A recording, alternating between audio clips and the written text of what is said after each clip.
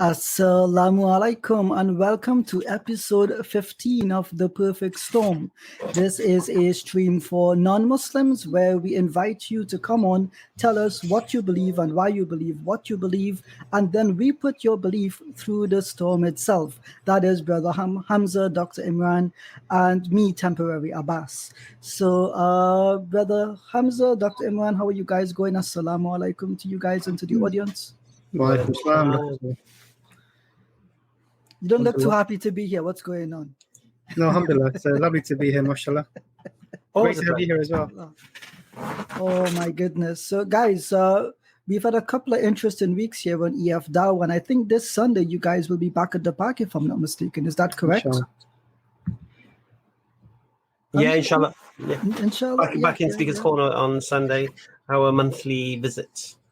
I'm looking forward to Ben's, behind the scenes stream on our TikTok profile as well. That's always some interesting stuff there, I think. I always like the side content that we produce out of it. So if you guys aren't aware, we do have an official TikTok account now. We do have an official Twitter account. And sometimes we like to post some behind the scenes stuff when the brothers go to the park. So Brother Hamza, Dr. Imran, The Perfect Storm, what is the show about and who are we looking for? So basically, this stream is special in a way that's different to any other stream you'll probably see on these channels, because this is not a stream where we invite non-Muslims to start attacking Islam or challenging us and this, that, the other.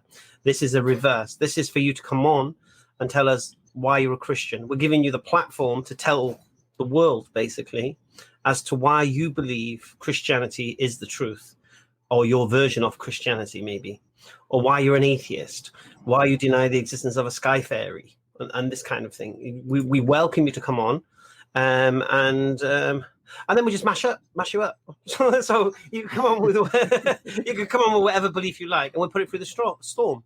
And then at the end of it, we'll see whether or not what you believe is credible, and is intellectually justifiable. And I will say, no one's passed the storm yet. So good luck. Indeed. So the link looked like it's out there. One brother is very eager. It's been like 3 minutes without Brother Abbas, but the guy already misses him. Okay. Alhamdulillah. Oh, mashallah. Oh, okay. I mean to that lovely duo. Yeah, man. I've seen somebody write something in the chat about me being angry or something, whereas ignorant. And Takfiri, I think, same comment. Yeah, did you see it? Yeah, I saw it earlier. I was waiting for you to see it, actually. Yeah, I saw it. I'm like, what? So Hamza's so ignorant, that's why he's angry and he's quick to takfir. Yeah, that's what I saw. When have I ever takfired? I do the know. opposite. I genuinely don't know. Oh, mashallah. Brother Abbas will try to make it in the future. Like I said, temporarily. Yeah, we love Brother Abbas as well. Trust me. We love you, Brother Ijaz, but there's only one Abbas. You know what? You should have done this, Ijaz. Then the spotlight wouldn't have been on you, but now it's on you. No, we can still fix that. I'm going to keep it that way. Oh my goodness. This is a good question. Why only non-Muslims? Because we really like them. Well, it's because we want to test their beliefs. We can't test the beliefs of Islam. We already done that. Yeah. Hello, Assalamu alaikum, I'm a Muslim. Really? Why are you a Muslim? We did that last week, didn't we? We did it last week, didn't we? But one guy, and we had I did do it. Yeah, I will do it as well. If you're a Muslim and you come on, I'm going to ask you why you believe Islam is true. No worries. All right, so let's get the first guest on, inshallah. We got two. We could either start with Jordan or we can start with Islam Mohammed. Well, they're both Muslims, aren't they? Yeah, they're both Muslims. Well, let's see what we got with Islam. Brother Islam, why do you believe what you believe? What is it that you believe? Islam Mohammed going once, going twice. Okay, we'll try to get him back on. Let's try Jordan. Jordan, what do you believe and why do you believe it? Allahu Akbar. Love you, brothers. I'm beginning to believe that is actually Jordan. Alhamdulillah. So, brothers, the link is out there. Send it to your friends. Share it wherever you can, especially on social media. We wanna. I think we've already answered this, and the answer is, where is it?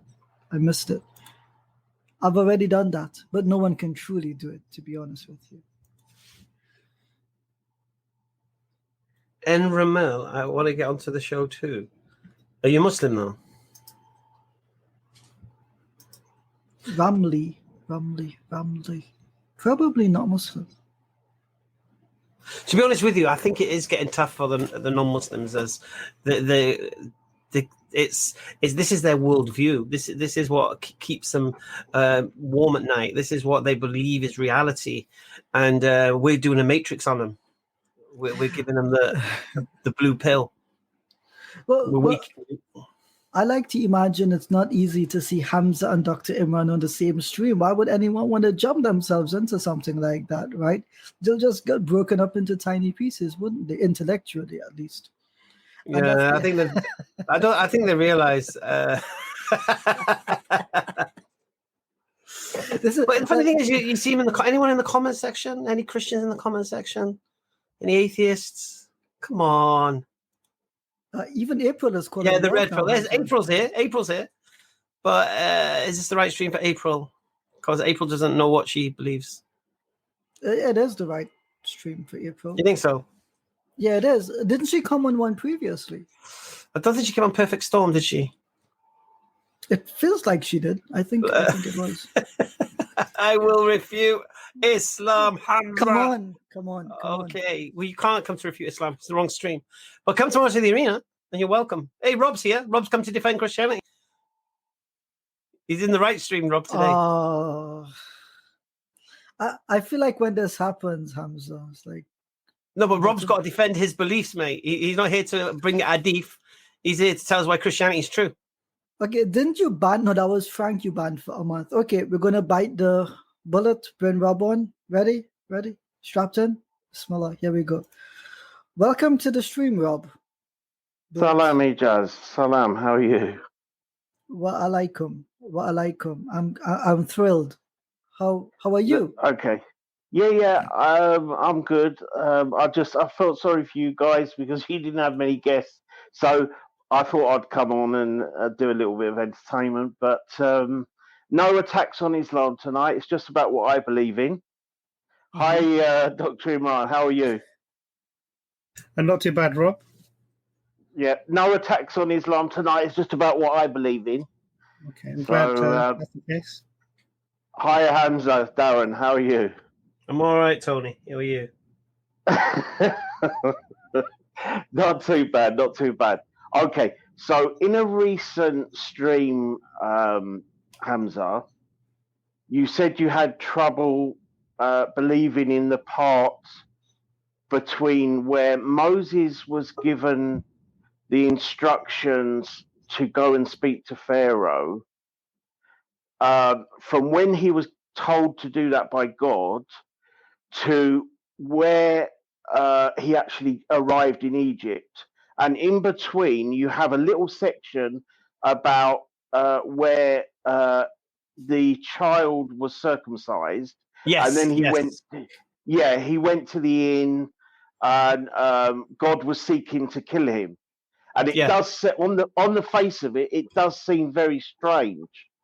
Okay. But if you look at it from, I read it, through, because you guys do have the ability to put doubts in us, and so we do go and we look into things, and I looked into it because, listen to me, I'm going to say something serious. If God had have grabbed Moses at that point, I would have left Christianity, because I just wouldn't have found it credible anymore, right? But that wasn't the case. You misquoted, Hamza. You misquoted. God didn't grab him in the inn. It was just, what I believe it is just a short version of what happened between Moses being very apprehensive to God about the mission and his journey from being told to do that or asked to do that then going to Egypt to actually carry out the mission. And it was just some short detail about the journey from being told to do it to actually arriving in Egypt. So, like I say, I was very happy to see that God did not grab him, because, right, like I say, just one second, Rob. That would have stretched all credibility. Okay, let me just read it. Let me read the passage. Okay. I'll read. So this is God speaking to Moses. And thou shalt say unto Pharaoh, thus saith the Lord, Israel is my son, even my firstborn, and I say unto thee, let my son go, that he may serve me, and if thou refuse to let him go, behold, I will slay thy son, even thy firstborn. And it came to pass by the way in the inn that the Lord met him and sought to kill him. Then Zipporah took a sharp stone and cut off the foreskin of her son and cast it at his feet and said, surely a bloody husband art thou to me. And so he let him go. Then she said, a bloody husband thou art because of the circumcision. Okay, so sorry, remind me of the context.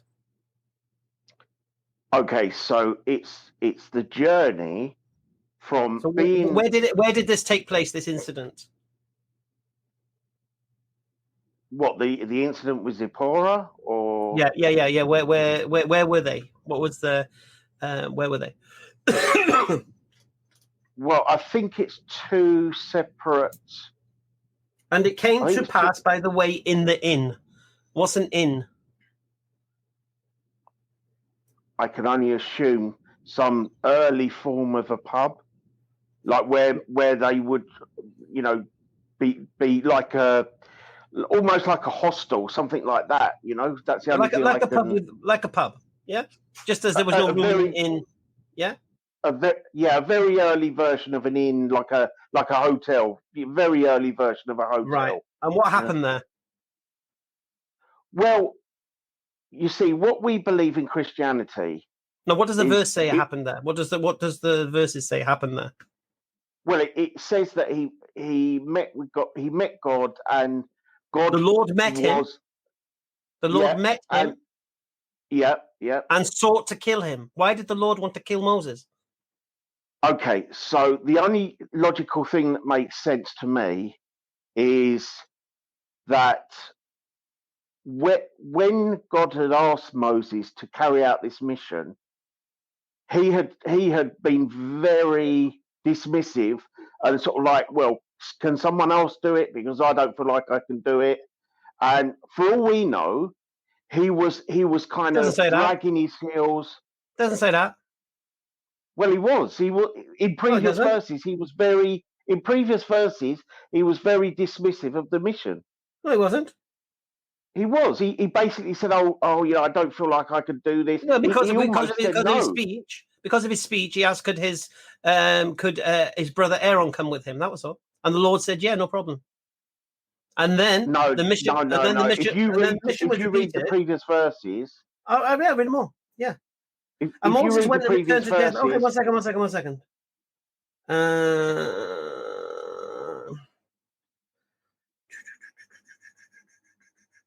Okay, and Moses said unto the Lord, O my Lord, I am not eloquent, neither herefore, nor since thou hast spoken unto thy servant, but I am slow of speech and of a slow tongue.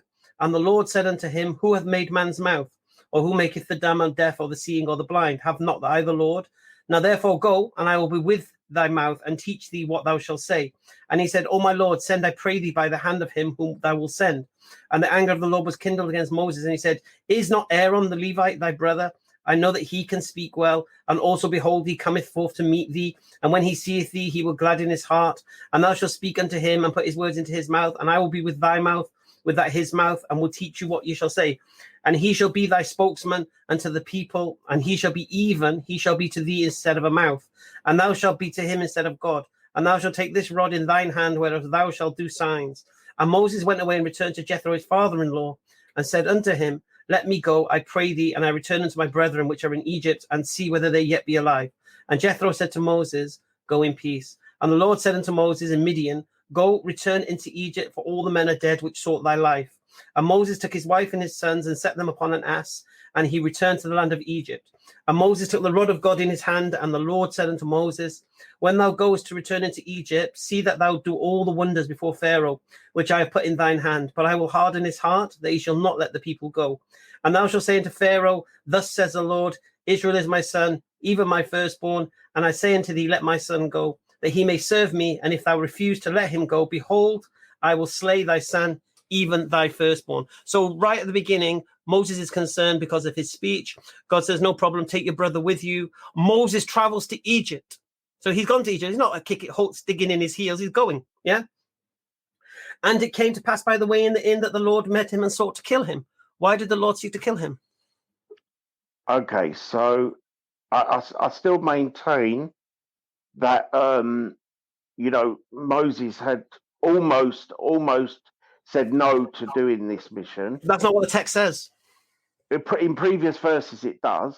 No. Initially, he showed concern because of his speech. He's slow in speech. And God says, take your brother Aaron with you because he's eloquent in speech and he shall speak on your behalf. So Moses travels to Egypt. Where's the digging in the heels? Where's the reluctance? I don't understand. How are you reading into that reluctance when he's gone to Egypt? Well, it kind of gives a hint where it says he was at an inn. So it kind of gives you an idea that he was taking his time. He was possibly dragging his heels, umming and ahhing. Look, first thing. No. Let me finish. Let me finish. You know, that Hamza, in Christianity, I've seen examples of where people have said no to God. It's turned out very badly for them. Stay on point. Moses is traveling with his family, with his wife. He's traveling to Egypt, walking. Okay. Of course, they're going to stop on the way, aren't they? They're going to make camp somewhere. They're not going to walk days and days without rest. So the inn is a resting place, yeah? That's why some verses don't say inn, they say in a place of resting. Okay. So why did the Lord sought to kill him? And why didn't the Lord kill him? Okay, so when you mentioned it, it was quite strange for me. So I decided to go away and research it. And if you look at previous verses, I read the previous verses. I read the previous verses verbatim. So we're at the so we've got to the point. Look. Let's follow the context. Let's follow the chronology. Moses is given a mission. He's worried about his mission because he's not a very good speaker, and he's going to go to Pharaoh, and he's slow in speech. And then God says, okay, take your brother Aaron, who's eloquent in speech. So that problem's been solved now. Okay. Then we continue, and then we see Moses travels to Egypt. Yeah. So we know now he's gone on the mission. Yeah. And they've made camp, and they're at this inn. Now the Lord is wanting to kill him. Now, my initial reaction to this particular thing was, why would the Lord give him this great mission to free the children of Israel, then come to kill him? So I'm asking again, why did the Lord want to kill him?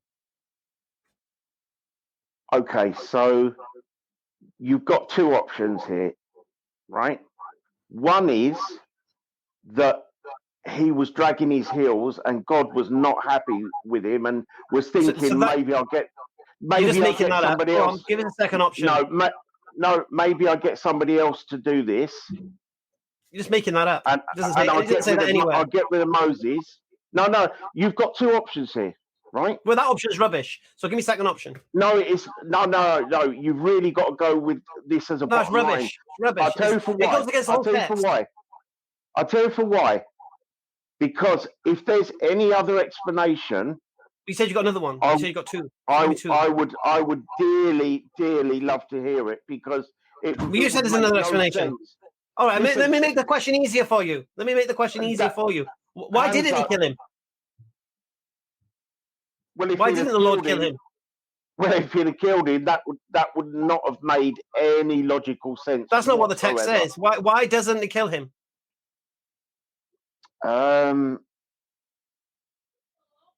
I don't think it says anything explained. Oh, it does. Well, okay. I'll read it. And it came to pass by the way in the inn that the Lord met him and sought to kill him. Then Sephora took a sharp stone and cut off the foreskin of her son and threw it at Moses, cast it at his feet, and said, surely a bloody husband art thou to me. and so he let him go. So he's grabbed him and he's going to kill him. But as soon as the circumcision of the baby's done, the Lord lets him go. That's why he didn't kill him, because the baby got circumcised. Okay, so in some way... Did you see this in the Ten Commandments? In some way, the circumcision... No, did you see this? Did you see this in the movie The Ten Commandments? No, let me finish. In some way, the circumcision has taken away God's anger. But it's just about... Listen, Hamza. I take Christianity very seriously. Yeah, right? Rob. If you rinsed. Okay, let the other guys take over now. I'm done. You're done. If I come across anything that was totally unexplainable, Rob, then I'm leaving Christianity. Simple as Rob, that. Please. Shh. Go on.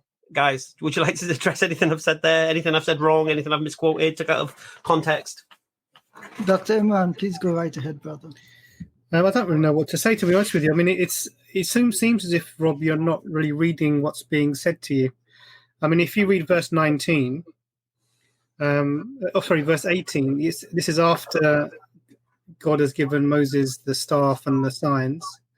And if verse 18, and Moses goes back to his father-in-law Jethro and says to him, "Let me return to my own people in Egypt to see if any of them are alive." And Jethro says, "Well, go and I wish you well." So he was on his way.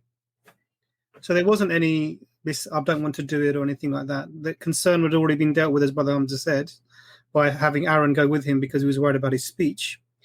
And God said, actually, I'll be with you. I'll send Aaron with you. He can speak eloquently. Don't worry. And here are these signs you can show him. And then after he's heading, after he says to his father-in-law, I'm leaving in verse 18, and in verse 19, now the Lord says to Moses in Midian, "Go back to Egypt, for those who wanted to kill you are dead." And so Moses took his wife and sons and put them on a donkey and started to go to Egypt. And he took the staff of God in his hand. So he was on his way there already.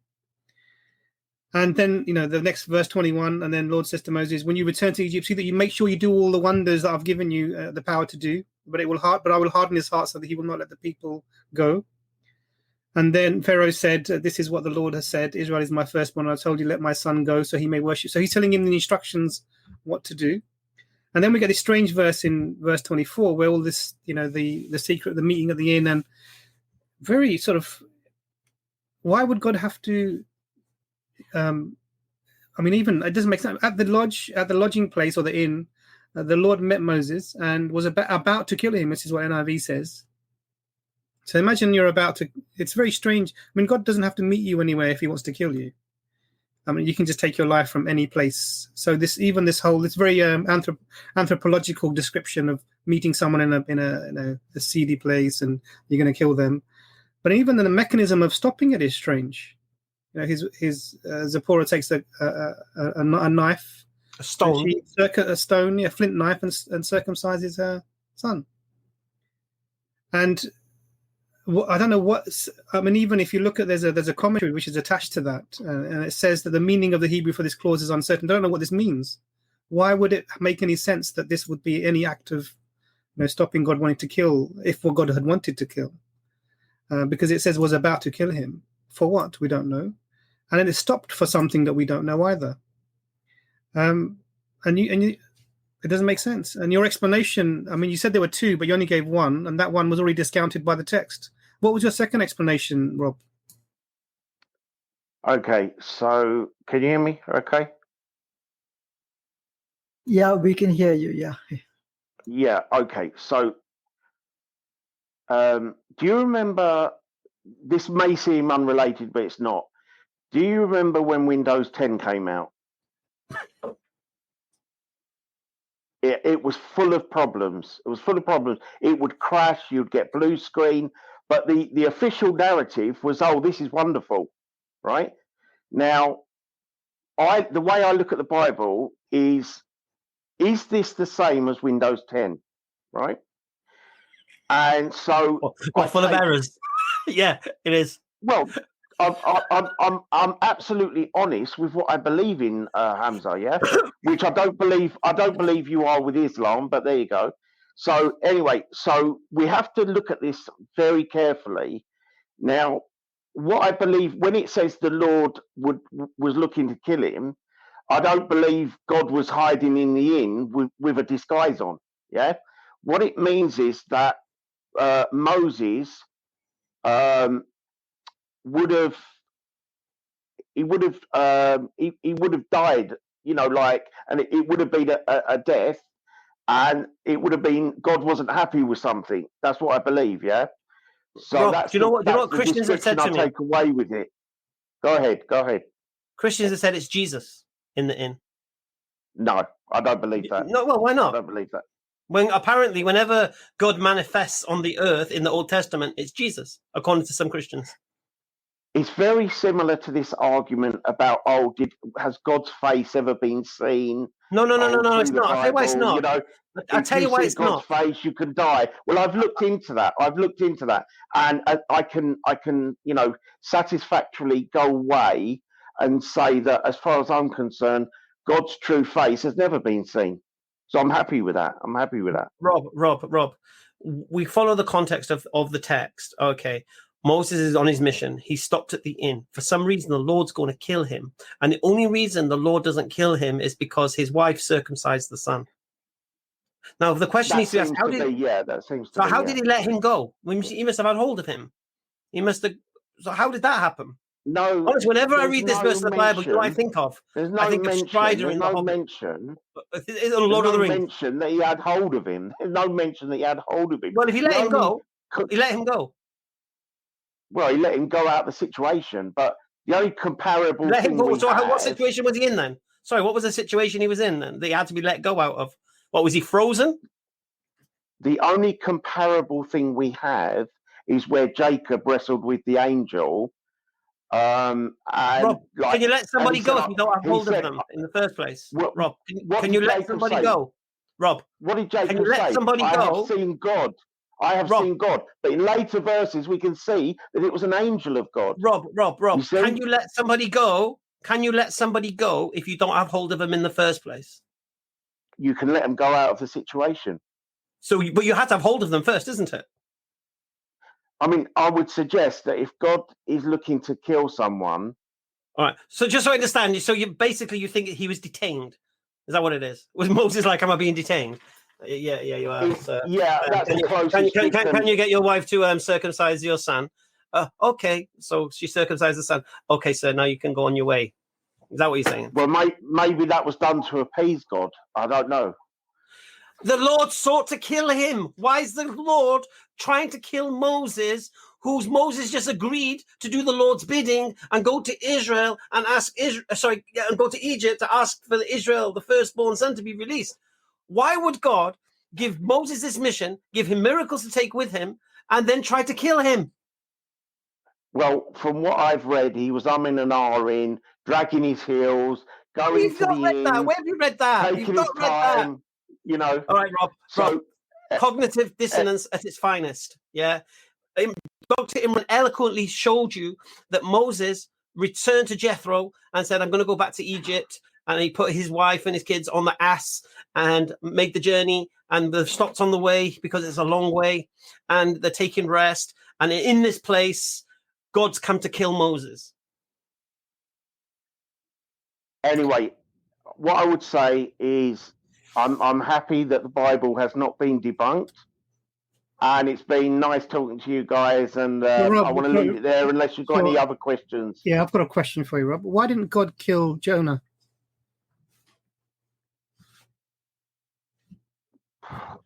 Well, he was already at risk within the whale. So why didn't he kill him? Why didn't he kill him? Well, he must have wanted him to survive, surely, from the story. Well, did he want Moses to survive? He was actively running away from going to the people of Nineveh. Actively. He was on a ship heading in the opposite direction. Yeah, if God wants somebody to survive, he's going to survive, you know.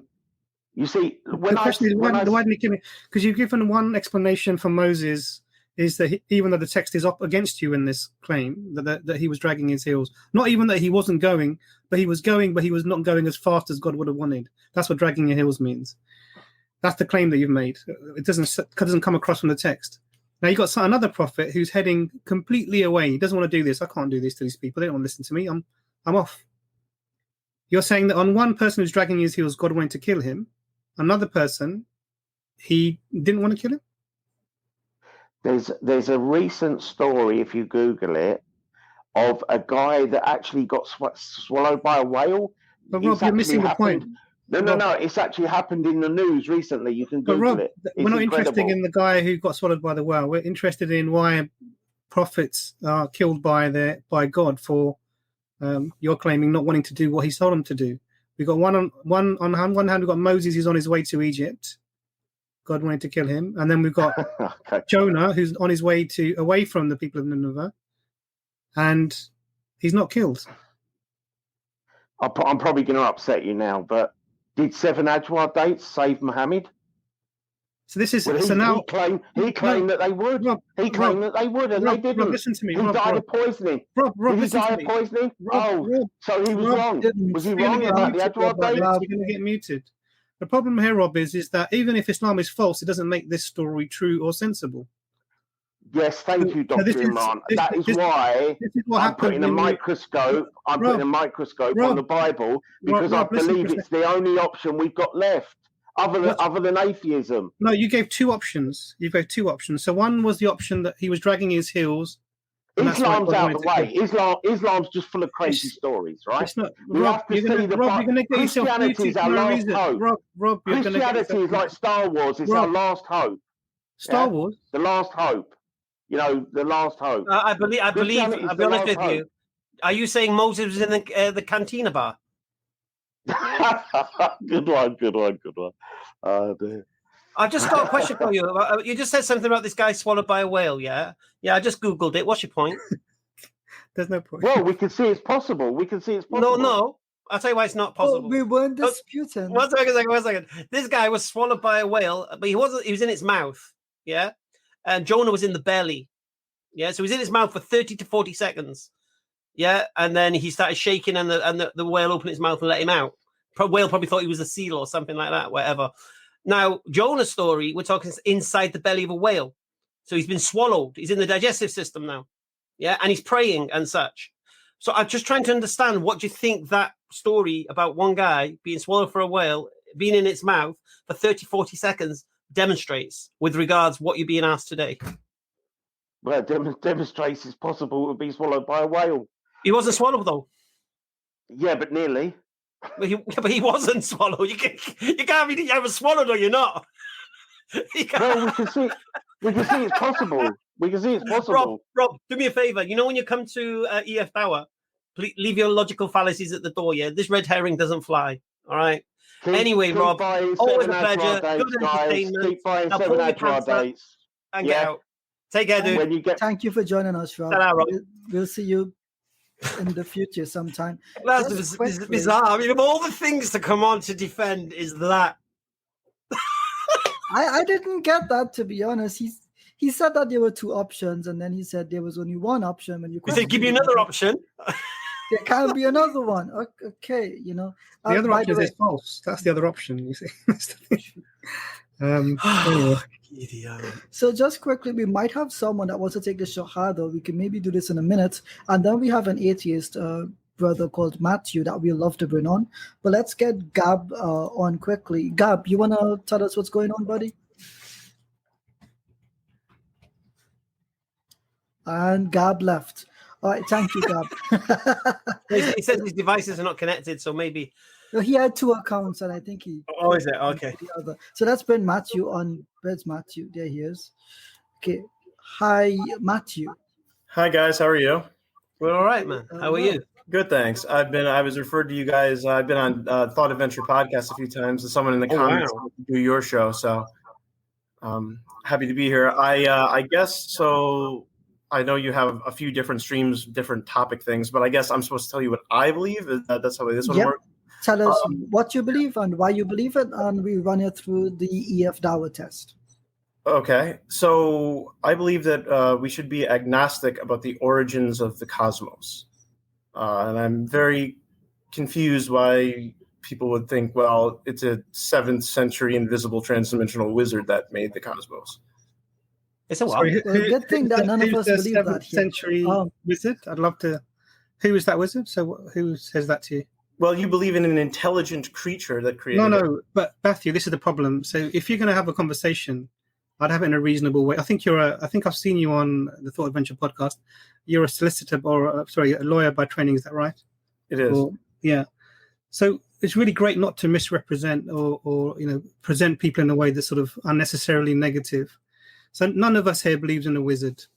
None of us do. Okay, so what do you call if you're magical abilities? I don't know what you call that. So we can talk about magical abilities in a bit, but the thing really is, if you're going to straw man somebody as your outset in terms of laying out your argument, then when it comes to the cross-examination, you're going to be in a lot of difficulty because you've got the wrong person in the dock. Find somebody who is believing in a wizard, in a magical wizard, put them in the dock, and then you can go at them all you like. None of us here fit that bill. So if you can, I said I'll let you carry on, but it's just it's unreasonable to sort of misrepresent somebody like that. But go on, sorry, you were laying out your reasons. You believe in an intelligent creature that created the universe, yes or no? No. So where did the universe come from? So that's a question that we can come to. This is your questions, mate. We're trying to get to your point, because if this is the thing, it's quite clear from even your opening statement or the portion that you've had so far is that you don't understand our position. Now, we can come to that position, but this really is a show about your position, and you were going to establish what you believe about. I'm an agnostic. Agnosticism about the beginning of the universe. So please. So all I've got from you so far, Matthew, is that you don't believe in a 7th century sky wizard. We're with you on that. We agree. You asked what's me the point in that? I said I'm an agnostic about the origin of the universe. What more do I need to say about that? What do you mean agnostic about the origin of the universe? We don't have enough information. No two scientists agree on where it came from currently. There are many competing models. What's the hypothesis so far for the origination of the universe? There isn't a unified hypothesis. What are the options? Well, there are. There's infinite inflation. There's a multiverse. What's infinite inflation? There's numerous epochs. Yeah, I don't mind. We'll do one by one. So what's infinite inflation, and why did you reject it? I didn't say I rejected it. You did? I'm agnostic. These are all that means you're not accepting it, isn't it? Yeah, but it means I haven't ruled it out either. What is infinite inflation, and then why have you not ruled it out, and why have you not thought it's viable? Well, the current this is the part that's accepted in all of cosmology. We can trace the movement of the cosmos because it's expanding from a single point back to a single point just by working backwards.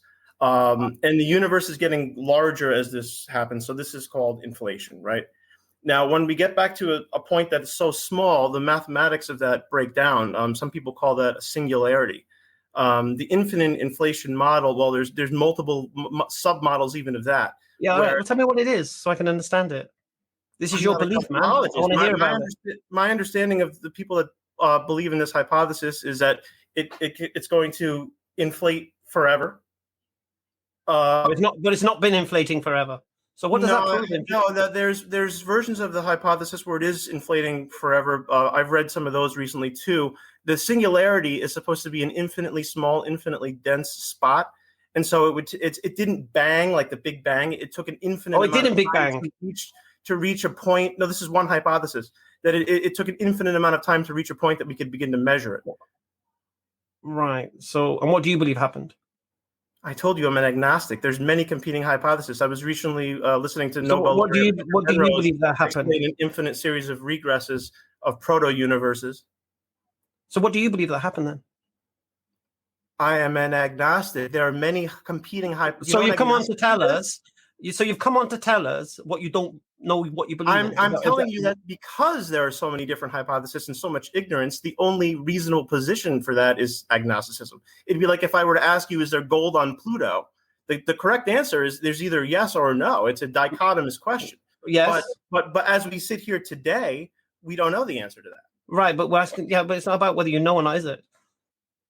Yes, it is. That's the meaning of Gnosticism. All right, so just to understand again. So you've come on to tell us you don't know how the universe began. So obviously you can't explain why you don't know. Basically, I can explain why I don't know because there's numerous competing hypotheses. Well, no, it doesn't work that way. Science doesn't work the way you're thinking it works. That's not how science works. You don't know anything in science. It's all guesswork. So many times the models get changed because new data comes along. You're acting like there's absolutes in science and you will absolutely know the truth, but you won't. So your premise is already flawed from the get-go. If you believe, well, there's not even a preponderance of the evidence for any of these particular models. No, there was plenty of evidence put forward by scientists believing the universe was this and the universe was that based upon the data. Preponderance, which means 51%.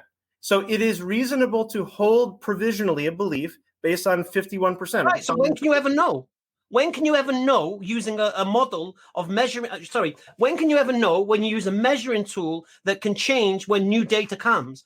You'll never know. No, because you take it provisionally. So, for example, I believe in gravity because all the evidence says it works right now. I might be wrong, but I have to act as though it's true because all the evidence currently supports it. Right. So this universe exists. How could it exist? Do you believe this universe exists accidentally or deliberately? Well, I don't know what accidentally. You don't know. But so we can get into teleology. Absolutely. I do not. Okay, does the universe exist? I do not believe there's any teleology in the universe. No, the evidence is against that. The evidence against what? What's teleology? Sorry, Imran, what's teleology? You guys don't know the word teleology? No, never heard it in my life, mate. I just heard it for the first time now. I'm reading this book. Unmuted, Dr. I'm reading this book, and I've never heard the word teleology. I'm very surprised to hear that. Let me just. Sorry, go on. It comes from the Latin telos, which means intentionality. Dr. Imran, go right ahead. Go on. Yeah, so there's a problem with your approach, in my view, Matthew. So you are right. There are numerous types of theories put forward for the beginning of the universe or the origin of the universe, or potentially not origin of the universe, depending on the theories. And there's three basically type of theories. So you get one theory which is there was an origin, a Big Bang, which was the beginning, and this is what happened. Then you get a cyclical model, as you mentioned, and then there's an inflationary model. Also multiverse. No, not multiverse is conjecture. Yeah. Well, yeah, but it's conjecture, but it's not based on. No, hang on a sec. Let me get to Can I just 1 second, Doctor? Sorry, just 1 second. Teleology is an account of a given thing's purpose. Right. What's that got to do with the question I asked you?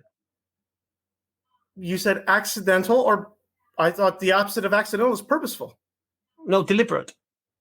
It's a synonym. No. A thing's purpose means the reason. Semantics. A thing's purpose. See, you've used the word purpose in a different manner now. See, purpose is what does it do?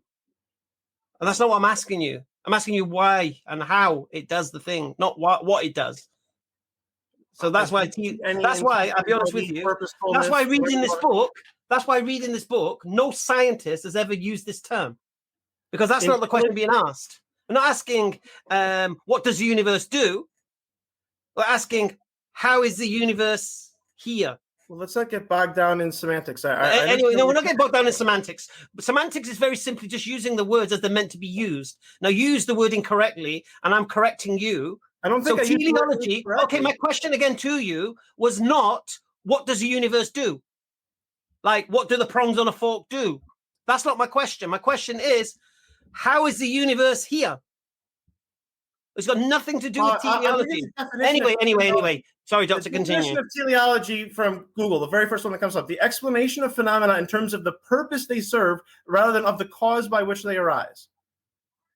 The purpose they serve. In other words, in theology, the doctrine of design and purpose in the material world. So in other words... No. That's not the question I asked you. Look, teleology...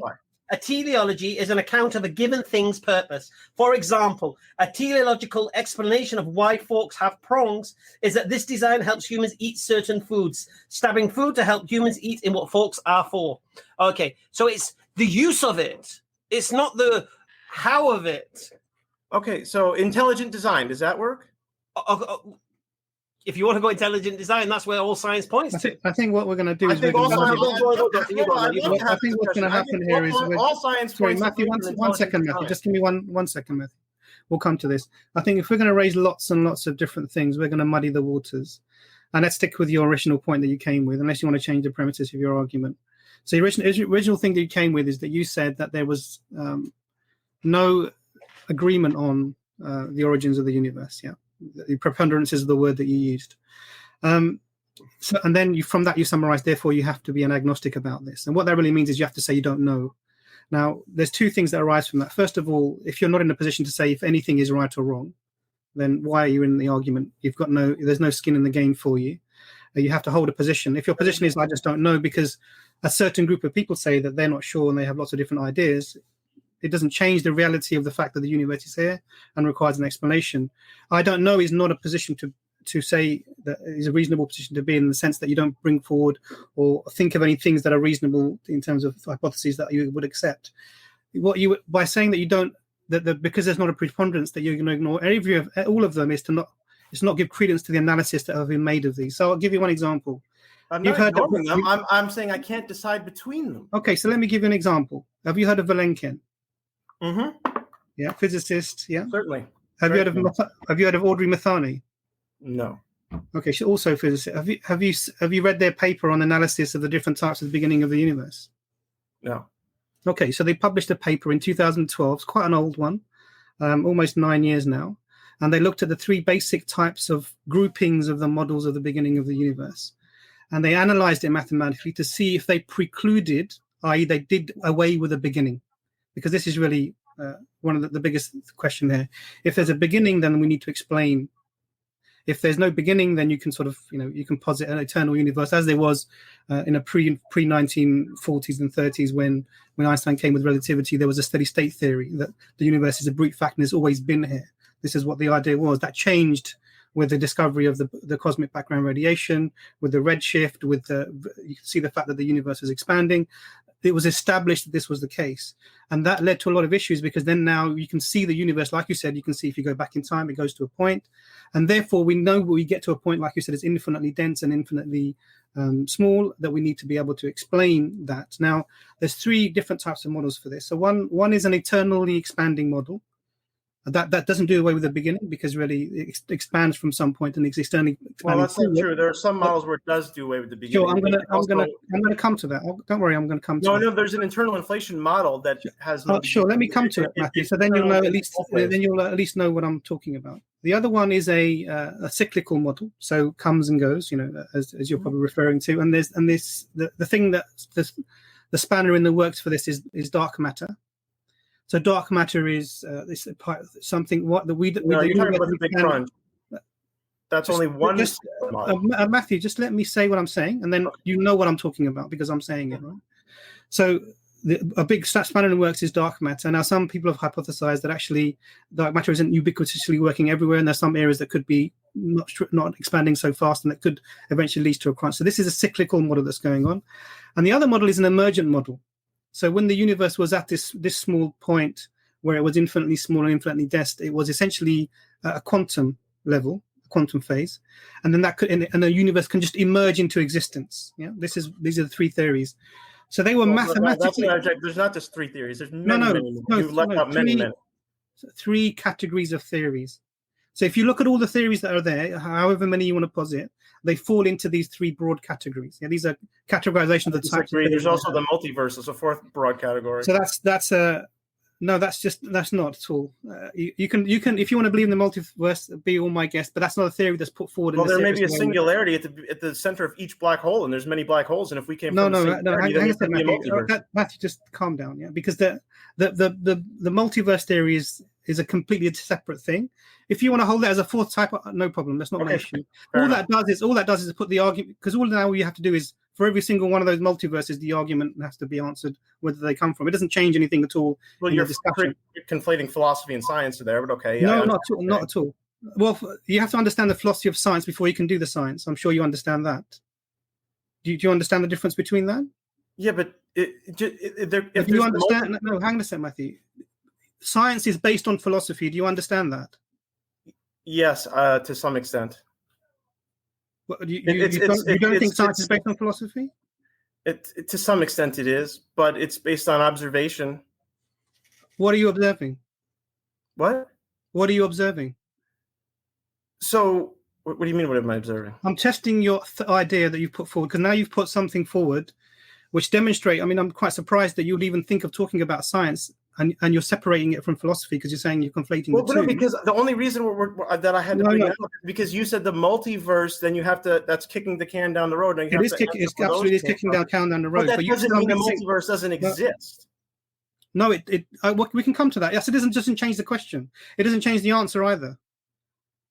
It doesn't change the answer. This is almost like this is science of the gaps. This is what you're doing. But let's come to the point. Science is based on philosophy. Do you agree or disagree? You're going to have to narrow that question. What do you mean it's based on philosophy? So do you agree or you don't? Because you said I was conflating the two. I'm saying to you, you can't do one without the other. I'm saying it's a second order question. If there's a multiverse, where the multiverse came from, philosophy comes first. No, Matthew. It's the second order. If there's going to be an order to questions, the science comes later.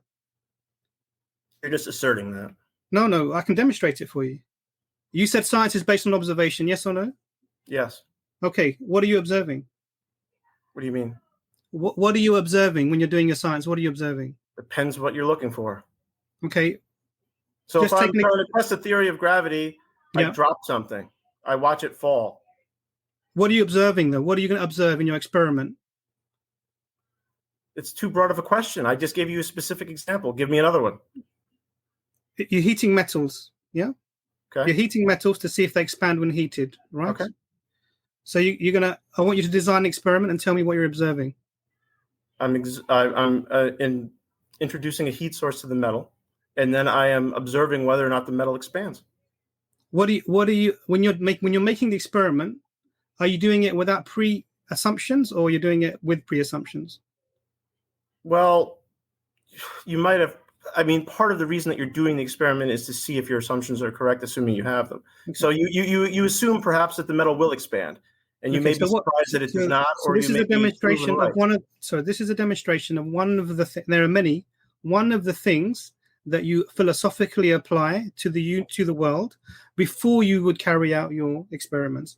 Karl Popper talks about this. Lots of philosophers have spoken about the idea that you have to have the idea of what you're going to. So, for example, if I'm heating metal and I'm heating it in a room, for example, to see if it's going to expand or not, in my observations of whether it's going to expand or not, will I look at my mouse and see what color it is, and also make that part of my recordings? Your mouse? Yeah. Would I check to see what the color of my mouse is when I'm doing my experiment to make sure that it's not a factor in why the metal is expanding or not? Am I going to do that? You want to eliminate any rival variables and hypotheses that you can. Yeah. I don't know. So am I going to take the color of your mouse? Am I going to take the color of my mouse as a variable in my experiment or not?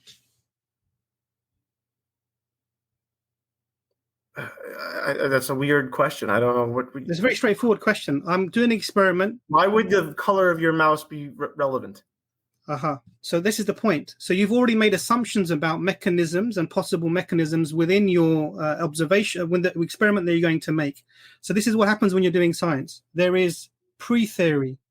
Then we design our experiments based upon our pre-theory.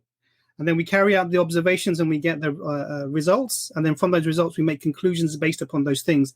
If our pre-theory changed, if we have a paradigm shift, as I can't remember the name of the professor who wrote the Scientific Revolutions book, guys, who was that?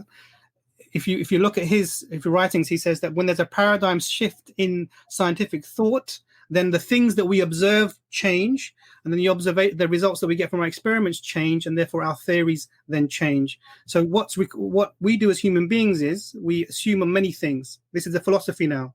We assume the world is real. We assume the universe is real. No way to verify that. We assume that our senses are. This is an assumption, axiomatic assumption. Science cannot prove that the world is real. We assume this. We assume that our observations are reliable. We assume that our observations are reliable. They're demonstrably not reliable. I can do optical illusions and etc. to explain things. Demonstrably not reliable. That's have you heard of an empty way of Matthew? looking Have you heard of an optical illusion? Yeah, and have you heard of a non-optical illusion? In Sure. other words, So we see something that's really there. Have you heard of an optical illusion? How for every optical Matthew, you're not answering the thing, question. how many things do you see that are actually there? Matthew, what percentage of things that you observe with your eyes are optical illusions on a daily basis? Relax. We're just starting, Matthew. If you're going to get agitated, I'm asking you a question. Can you answer my question? Sure. What percentage of things no disrespect, Matthew. with your eyes are optical illusions? Okay, let me just sorry, go on. Before you ask a question, Matthew, just respond to the question that's asked you without answering. I believe our senses are reliable, even though they sometimes are full. They may be 99% reliable. I look at the glass half full, not half empty. Perfect. So we assume that the world is real. We assume that our senses are reliable. Okay. Mm-hmm. What else do we assume? We assume that we have rational faculties, truth-bearing faculties. Yeah. Okay. You assume this? There's again not provable. We have to assume this. Okay. We assume that the universe is uniform, i.e. that whatever we do in one place will happen in another place. That when I turn my back on my room, that the room doesn't suddenly disintegrate, and when I turn back and my stream of consciousness is there, that it suddenly reappears. We make these assumptions, and there's no way to test any of these assumptions. We make this. The second thing, the other thing that we do is, and then we apply all of this to our universe that we find ourselves in. We do experiments based upon this to find natural laws. Now, natural laws is an assumption that the universe is following some laws and it's going to be uniform. So then we make those assumptions. Now, all of this is philosophy. None of this is science. We use these then to apply to the universe to do our science. So then what do we do is we come up with a theory. So there was a theory called phlogiston. I don't know, you heard about the theory of phlogiston? No. So that when you heat a material, the thing that comes out of it is a material called phlogiston. And you heat it and that material comes out, and that's what you're feeling. The theory worked really well. You could take something, you heat it. After a while, if you took its weight, it was less than it was before, and therefore you've proved it's minus something, and that was called phlogiston. Theory worked really, really well. Completely false. But this was based upon a concept that somebody had a pre-theory. This experiment was designed around that pre-theory. The observations that were received from that experiment, the results, was then led to a theory of the phlogiston, which was working fine.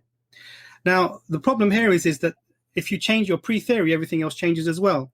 So science is it has a philosophical underpinning, and it depends on what you apply it to. Now, all of that is just to show you that I'm not conflating science and philosophy. They're actually related intimately, and the philosophy comes first and the science comes later.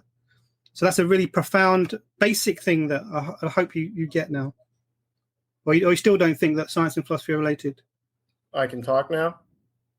No, you're allowed to talk. Very, very long-winded thing, and I'm still wondering why it isn't reasonable to be agnostic about the origins of the universe. Because we're having a conversation. You've just been you made a claim that you can do science without philosophy. I didn't make the claim. I said those are two different questions. It's fine. No, you didn't. You said the doctor was conflating philosophy and science, and the doctor said clearly you can't do science without philosophy. Philosophy comes first, then the science. Yeah, that's a logical. So are there any things in one second, Matthew? So Matthew, science. So are they equal? One second, Matthew. Matthew, one-to-one ratio. Matthew, you disagreed with that, and the doctor went into a lengthy explanation. Completely. We had to change tack a little bit, just to demonstrate a basic premise that. You've come on here as an atheist, spouting this, that, the other, and you don't understand basic principles of philosophy and science. Hamza. Which has just been elucidated to you. Recorded. I didn't say what you said. I said, rewind the tape. I attest to it. We can ask the chat. Is Hamza correct? You said the doctor was conflating. Wait, he said he's conflating philosophy and science. Imran directly asked me. He said, is science based on philosophy? And I said, in part. You denied it. You said it's observation first, then philosophy. I think we'll leave it to the audience. So let me just. I don't think it's relevant, but okay. No worries. Okay. So you've come on to tell us you don't know how the universe came here, yeah? Okay. What about life on Earth? Can you have a stab at that? Sorry, Hamza, let me just finish my. Go on. Just one quick thing. So, if you, what I'll do is I'll post the link to Lincoln's paper in the chat, and people can have a look at it. What he does is him and Mithani, they've mathematically analyzed the precedence of these of the physical events in these universe types, these three different models, categories, and he's demonstrating all of these three. They all cannot exclude a beginning. They need a beginning. Okay, now it's interesting that even the cyclical universe needs a beginning. Needs a beginning because it falls foul of the second law of dynamics, that everything tends to the energy would essentially dissipate and everything would come to a standstill.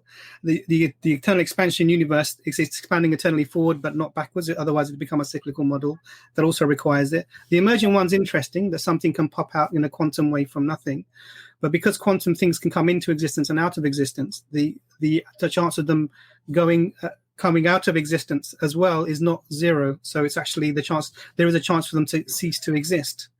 So all of them require a beginning. Now, this is not me talking. This is not a Muslim talking. This is not even a theist talking, because Valenkin's not a theist, he's an atheist. And he's telling you that the universe had a beginning. And I'll forward the paper. I'll put a link into the actual chat in a moment. Now, the question here is not about whether this establishes God or not, but what it does establish is the beginning of a universe. No. Now, if he established the beginning of the universe, where's his Nobel Prize? Sorry? If he established the beginning of the universe, where's his Nobel Prize, and why is it so controversial? Where is your evidence that either of those two things are required to establish that he's established the beginning of the universe? Don't you? That would be the paradigm. Okay, shift. 1 second. So let's deal with two of these. So you raised two things: Nobel Prizes. Okay, tell me where the Nobel Prize is for Newton, please. It didn't exist yet. Absolutely, irrelevant to the truth of any scientific endeavor at all. It's just that I don't think you know what relevance means. Thank you. In 1905 is when the Nobel Prizes were instituted in Europe for essentially Europeans, and they have no bearing on actually science or whether the science is true or not. This is just a thing that people throw out as if that's the way to establish scientific the veracity of a scientific theory. Absolutely red herring. So Nobel Prize is not needed for science. Yeah, this is just something that you're asserting. The second thing is you said that it would be a paradigm shifting discovery if there was a definitive beginning of the universe discovered. It would be the front page of every newspaper. You think that the universe beginning hasn't been established at all? No, it's okay. not. Based upon what? I've given you one piece of evidence. I've given you Valenkin's paper from 2012. Prove to me that. No, hang on a sec. Let's look at the evidence. Well, Matthew, let's look at evidence because you're legal background. So I have a paper that's written by two physicists together who mathematically analyzed categories of models to do with how the universe would have begun, and they said that mathematically there is no way to preclude a beginning of the universe, that it's most likely to have happened. And it's most likely. That's it. Yeah. What is it? What you said? Preponderance, right? That's an appeal to authority. There's two physicists who said it's most likely that the universe has a beginning. They haven't proven it. Mathematically, they have. Explain the math for me. So, do you understand physics? That's a broad question. Do you understand physics? It's too broad of a question. What part of it? It's an entire field. Do you understand the mathematics of the physics that's required for you to understand what Valenkin wrote? Perhaps. Go ahead and try me. So I'll take that as a no. So this is Matthew. You're coming across as frankly. Go ahead and try me. I didn't say no. I said you got. Well, if you did, you say yes. So what I will do then? What I will do is I'll forward you the paper, Matthew. Yeah, and you can look at the math. So if I forward you a paper from another, no. Hang on a sec, Matthew. Beginning. Then how do we decide between the two? Matthew, you don't decide. I don't decide. You leave it to the experts in the field to decide who you're refuting. Well, that's an appeal to authority, but even if that's true, wait a second, Matthew. Wait a second, Matthew. The experts disagree. Matthew, hang on a second. 1 second, Matthew. You've come on to say that there is you're making appeals to authority already yourself. So are you. You're saying no. Hang on a sec. Relax for a second. You're saying that all of these scientists don't agree. No one knows. Yeah. But you're insisting that lack of knowledge is the state where it has to be. Now I'm showing you people who've looked at mathematically the categories of the models, okay, and they've established that mathematically that there's a beginning required. Now, interestingly, Stephen Hawking he established another theory which is quantum tunneling theory, but that's a different theory that came later that tries to do away with the beginning again, I think that's difficult to do, but that's something he tried to come out with again. But again, it requires something quantum to exist, and nothing is not absolutely nothing. It's something that relabeled as nothing. No such thing as absolutely nothing. Now, I'm sure that you're aware, or maybe you're not aware of all of these concept theory. Sorry, how are you? Are you enough of a physicist to discount Stephen Hawking's theory? So you're saying to me, can you disprove it? Can I disprove it? Yeah. No, I can't disprove it because okay. So agnosticism. Wait a second, Matthew. Good. You just admitted it. Matthew. Yes. I just said I can't disprove it because it's a mathematical model. Do you understand? Multiverse is a mathematical model. Do you understand? So how do you disprove mathematical models? If you can't, then you should be agnostic. That's not at all. So you're left with yes, that's the problem, Matthew. So if you want to say I don't know, then go and come back when you're sure about something or other. And if you're not, then there's no way. You are the guys you're not. You're sure. You think Allah created the universe. You're the ones with the burden of proof. No. So no. The agnostic has the burden of proof. No. It's just demonstrated you don't really know a lot, to be honest with you. I hope you know more about law than you do about cosmology, because you're kind of clueless in this. Really? And it's been demonstrated you don't know basic principles of what you're saying. I think you've just read a few books, to be honest with you. Hamza? And then you've done the ultimate cop out. I don't know. Do you think the universe? I don't know. You come onto a stream to tell us that you don't know something. Sometimes it's the correct answer. So we can. Okay. Let me ask you a question, Matthew. Did man land on the moon? As far as we know, yes.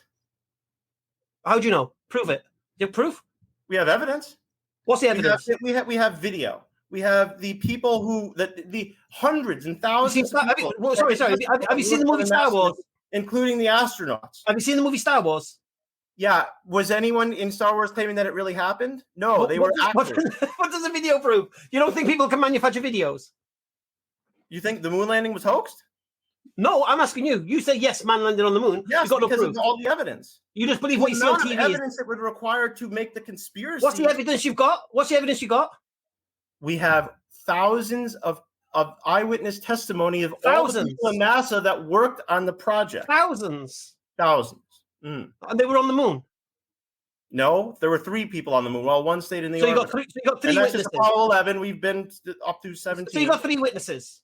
You got 3 witnesses, and you've got a black and white TV. What about all the people that put the rocket together and sent it up? Those count, don't they? That doesn't mean it landed on the moon, does it?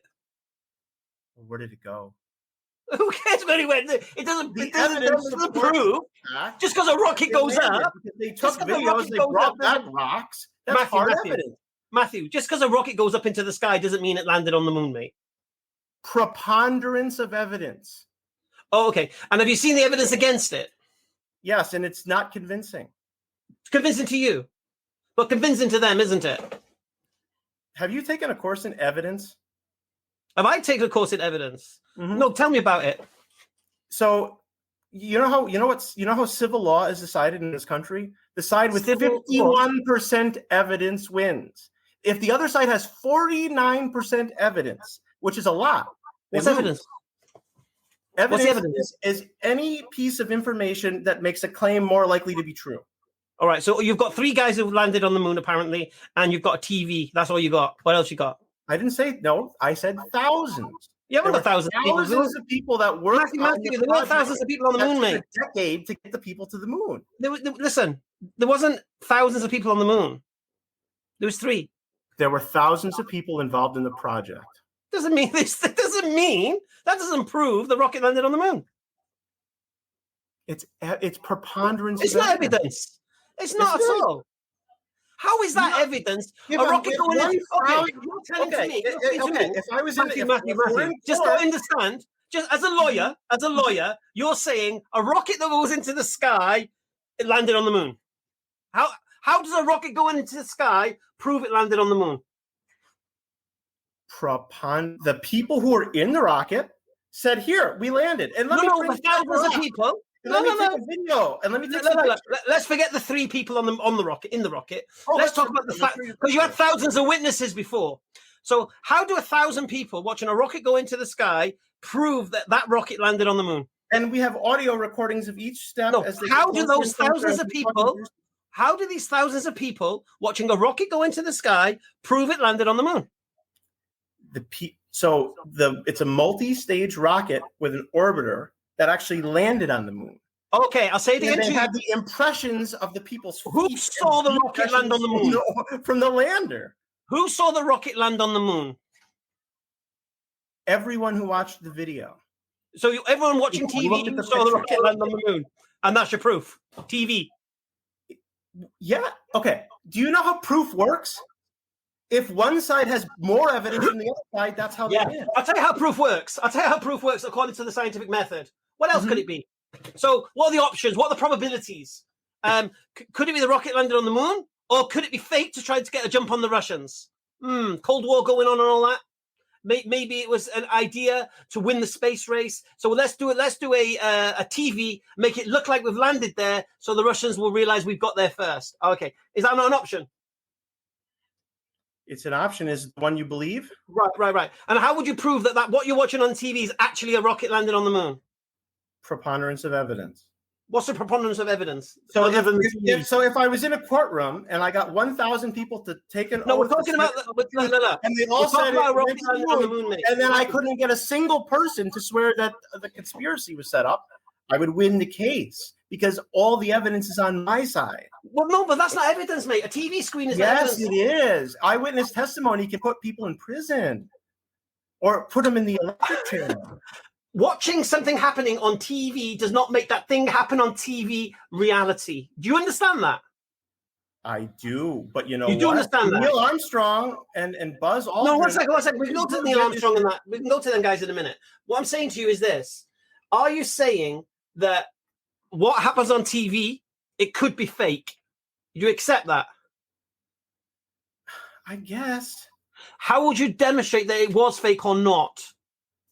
I demonstrate that it was not fake by all the testimony of everyone at NASA who worked on the project, the moon rocks, the videos. Okay, let's go to the. We still have Matthew. You want to go back to your thousands of people at NASA?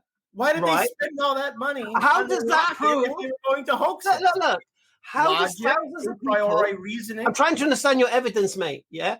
And I'm trying to understand your evidence. How do thousands of people working at NASA prove that rocket landed on the moon? They brought back rocks from the moon. That's funny to you? How does that? What's that got to do with 1,000 people? Because they would have testified, no, we didn't do this. We set up a hoax. We set up a TV. No. The thousands of people could be victims of the same con. Yeah, but that's less likely. Why? Because that's a heck of a secret to keep. One person. Secret. It's not a secret to them. Go on, Ijaz. One second, Hamza. So there are two different claims being made. Those 1,000 people, their statement would be to testify that they worked on a project. They cannot testify that they actually saw, firsthand, that the rocket landed on the moon. Secondly, right, because for example, yes, you can be a mechanic. You could have worked on my car. It doesn't mean you know that I used the car to murder someone. One is separated from the other. I mean, you should know this. You're a lawyer. The second problem here, just to be absolutely clear, is you're speaking about the events after it has happened. He's asking you about the 1,000 witnesses that you claim. Not 1,000, but thousands. So one is not the other. Do you understand that, Matthew? The second part I didn't understand. I understand the difference between did the rocket make it to the moon and did 1,000 people work on the project. The second thing you said, I don't know what you mean. Okay, good. So you accept the first point, right? Now, if you accept the first point, please answer his question then. Because there are people in Houston at NASA monitoring each stage of the attempt to get to the moon and monitoring it when it landed. So in mission control, don't they do exercises like this multiple times before the actual launch day?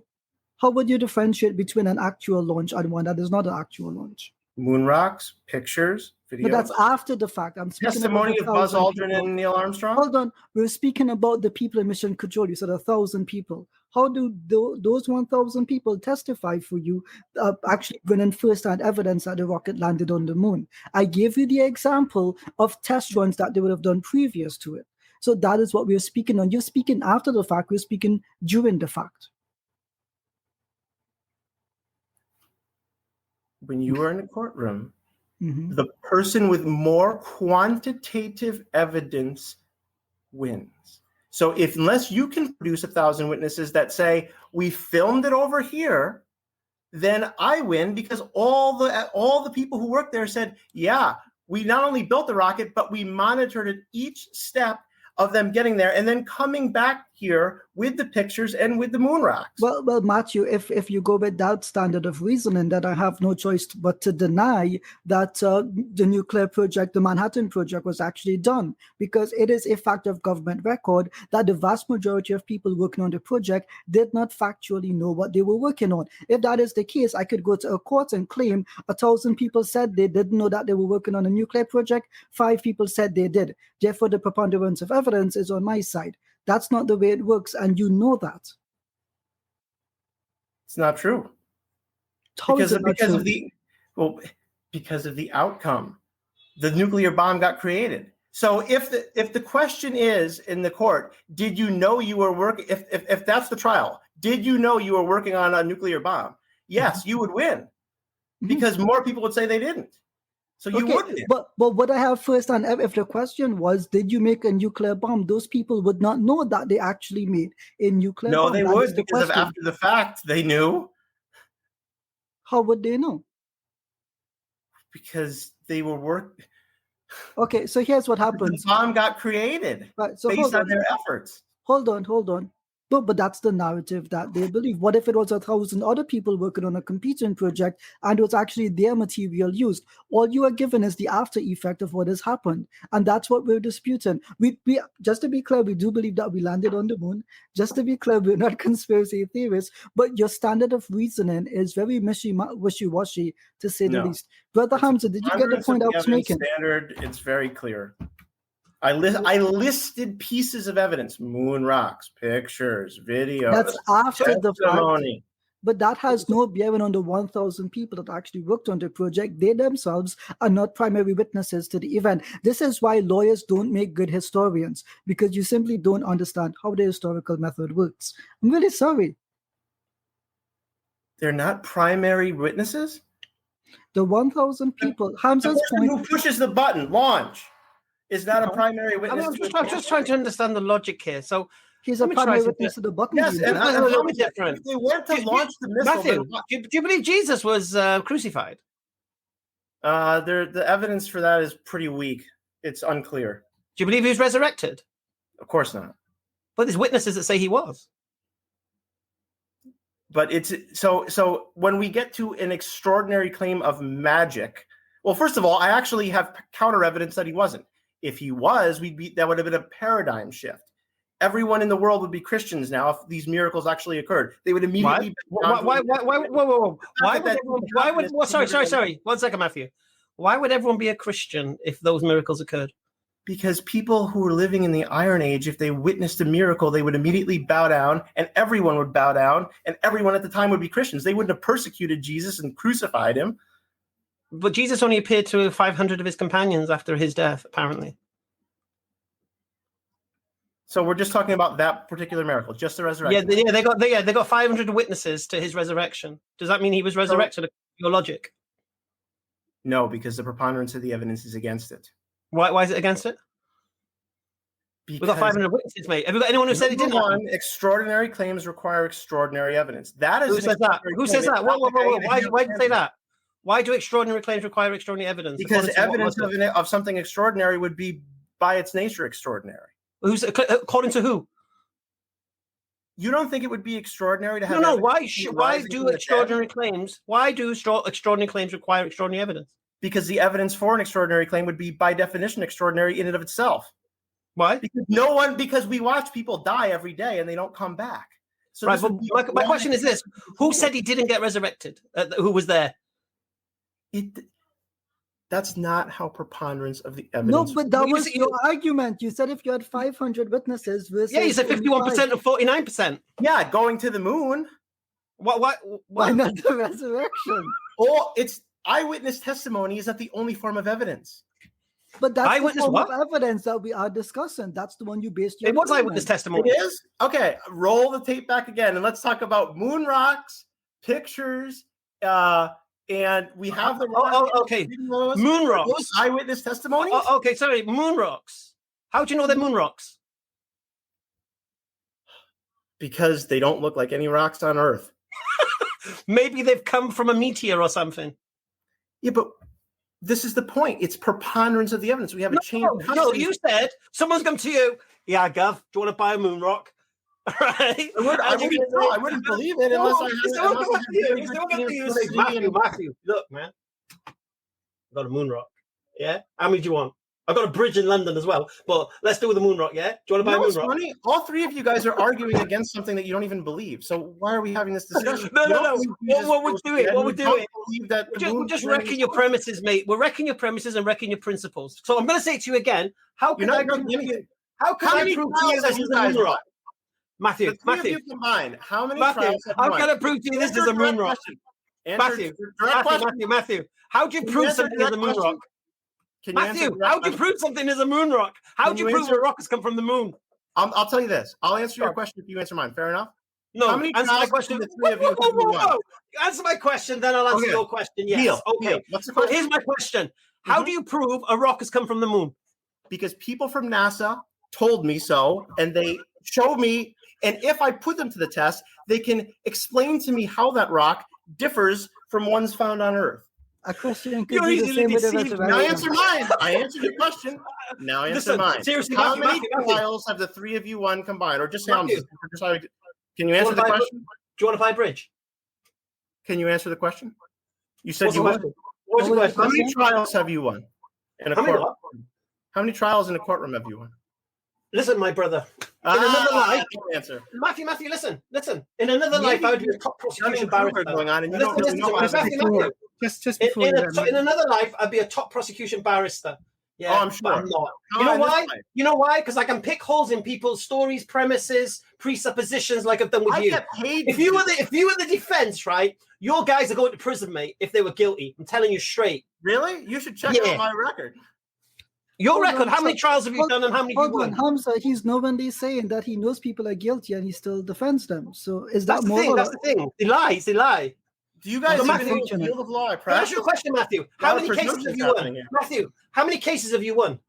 You wouldn't believe me, but it's the truth. I've won 40,000. Sorry. You've won 40,000 cases. And I've lost. Okay. And how many of them were not guilty? I don't even practice criminal law. I practice civil. Civil law? Yeah. So give me an example of a case. Breach of contract. So someone breaches a contract, you represent the injured party, yeah? No, I represent... Oh, yes, I do. I represent the plaintiff. Matthew, what's the standard of evidence in criminal law? Criminal law? He's a civil lawyer. He's a civil lawyer. So what's the standard of evidence in criminal law? Standard of evidence in criminal law is beyond... in the United States is beyond a reasonable doubt. Yeah, so nothing to do with preponderance of the evidence. It's beyond reasonable doubt, right?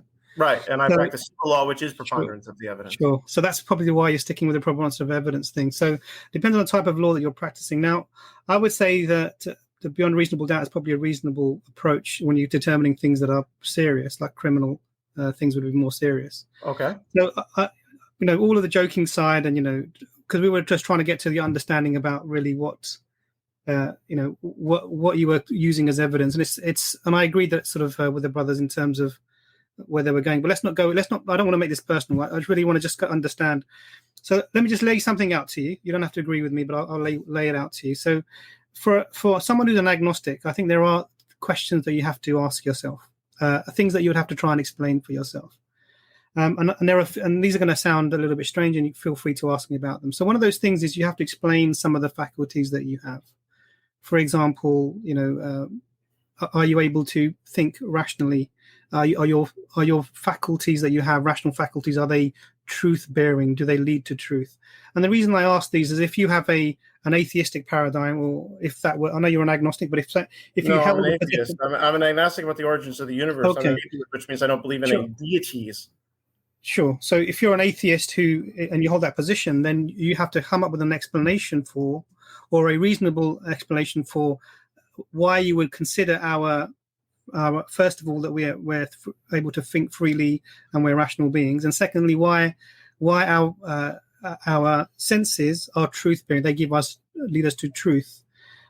And so, have you thought about that? What would be your answer to those two things? We actually know evolution. I mean, it's. So, give me an example of something that establishes that your senses are truth bearing, that they lead to truth. When so if I'm trying to observe gravity, when I drop something, it falls.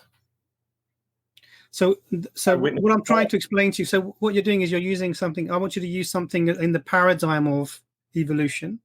So you weren't evolved to observe things falling, to look at gravity. Evolution is about what is evolution for? What's the purpose of evolution? It doesn't have one. It doesn't have one. Great. It just happens. So it just happens. So what does evolution? If you have a rabbit, for example, is it evolving? Well, not the individual rabbit. No, all procreative species of all types of life are evolving as they procreate. So they all evolve as they procreate. Okay. Now, if and I'll give an example. If there's a rabbit that has the understanding, however that it would be in a rabbit in terms of its consciousness or whatever, however that would be, if it has the understanding that everything that I eat that's red can kill me, so it avoids those things, and there's another rabbit that doesn't hold that but knows the difference between this red thing is okay and this green thing is okay as well, and eats those, they will both survive because they will both avoid eating those things that will kill them,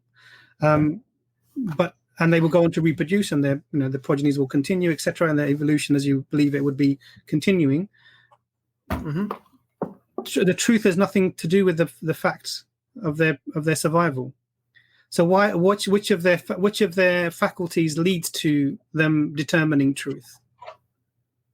Well, a rabbit is not on the same level of intelligence as a human. But what do you mean? But you believe you evolved from earlier. Yes. Yeah. Okay. So the principle still applies, in the sense that everything is responding to its environment. It's observing it in some way, the environment, and it's responding to that in to try and survive. Yeah. Well, I wouldn't use the word try. They're not. The environment is acting as a filter, a sieve, and it's only letting the fit through the sieve. Yeah, but those things are not aware of its environment. Human beings are, because we're metacognitive. But okay, so we'll come to the metacognition in a second. But really, what I'm saying to you, so when these creatures are interacting with their environment, which you say is the sieve, they're interacting with their environment. Does the fact that they believe something which is true, or the fact that they believe something which is false, have any impact upon their survivability? Yeah, and just bearing in mind, I've given you an example of something where it doesn't make a difference. Well, there's many examples where it does. So, yeah, for example, if there's a predator in the bushes and they don't think a predator's there, and then the predator gets them, then they die, and then they can't reproduce. So, sure. Yes. So the example I've given you is a specific one. So and the reason I've given that to you is because this is a counterexample to the narrative. So you have to account for this in that theory, that that a rabbit can eat selectively, or a creature that's herbivorous can eat selectively, having an erroneous concept of why it's eating what it's eating, and still survive. So the truth-bearing faculty of that thing is gone. Of its senses is gone. Do you understand the point, or is that going over your head? No. So can you rephrase that? So, okay, a rabbit can choose to eat two different things, and both of those things can be okay for it, and in both cases it can. No. So no. So there are two creatures that eat some type of vegetation. Mm-hmm. One for whatever evolutionary reason has the idea that if I eat these colored things or whatever that might be, this is poisonous, and it avoids all of them. And there was another creature, similar niche in the ecological system, and it doesn't have that idea, and it knows to differentiate between, and it can eat all of them. They will both survive and both reproduce. Not necessarily. The one with the greater variety in the diet may get more micronutrients, but they will both make it healthier. Sure, they may be healthier, but they will both survive and reproduce. Now, what the survivability, the sieve that you're describing, the environment wouldn't cause this creature to go out, suddenly go out of extinction because of its thoughts that were or because of its decisions that it was making. This is an example of whether something that you believe is true or not does not impact your survival. And in many cases, it does. So yeah, but all it has to do is as long as it sometimes impacts, that's enough to cause evolution. Fine, but this is it. But this, if you no, because this is the thing. If the things that kill you, it's avoiding all of them, that whole category, then it's less likely to die than the thing that is eating those things that it learns to differentiate with, because it then makes a mistake. So this creature can eat whatever it likes as long as it's avoiding this whole category of foods, some of which may be okay or not, but it's still surviving and going on and reproducing, etc. So the problem that you have here is that the evolutionary process doesn't give you truth as one of the things it seeks. It just seeks survivability. You don't need to see things truly to survive. It doesn't give you truth. You make a model that you then run with. Well, but if you don't think there's a predator in the bushes and it is a predator and it comes and eats you, then evolution just eliminated someone for making a mistake. Yeah, and if you avoid eating all things that are red because you think they may harm you, even though some of them may not harm you, you will still reproduce and you will still. Again, this is the glass half full, glass half empty. It's not. There's no glass, Matthew. Evolution doesn't have a direction. As long as it matters sometimes. No, Matthew. The evolution does not have a direction. It would have to never matter. The evolution doesn't have a direction. So evolution itself is not something that gives you truth-bearing faculties of senses. Now, the other thing that you have to explain, which is really important, is your senses increase your survivability. The better your senses, the more survivable you are, because you can know if there's a predator in the bush. But if you're selecting your food source based upon your senses, but you're making a decision that I'm not going to eat this particular color of food because it may contain something that's harmful, but you will survive. You might not. What if you need a micronutrient that's in there? You will survive. What if you need vitamin C and then that's the only fruit with vitamin C and then you get scurvy? But that's not the case. You're now limiting fruit vitamin C to a specific type of color of fruit, which is. Well, I'm giving you a counterexample. That's not a counterexample if it doesn't fit with nature. So if you're saying vitamin C is only in red-colored things, then that would be something that we would hold as reasonable. No, you took my example far too literally. I'm just saying there could have been something in that thing that they chose not to eat that they needed. Human beings require 41 different micro and macronutrients. If we are deficient in even one, we can get a deficiency disease and potentially die. Matthew, you do know you're talking to a doctor, yeah? It's okay. It's all right.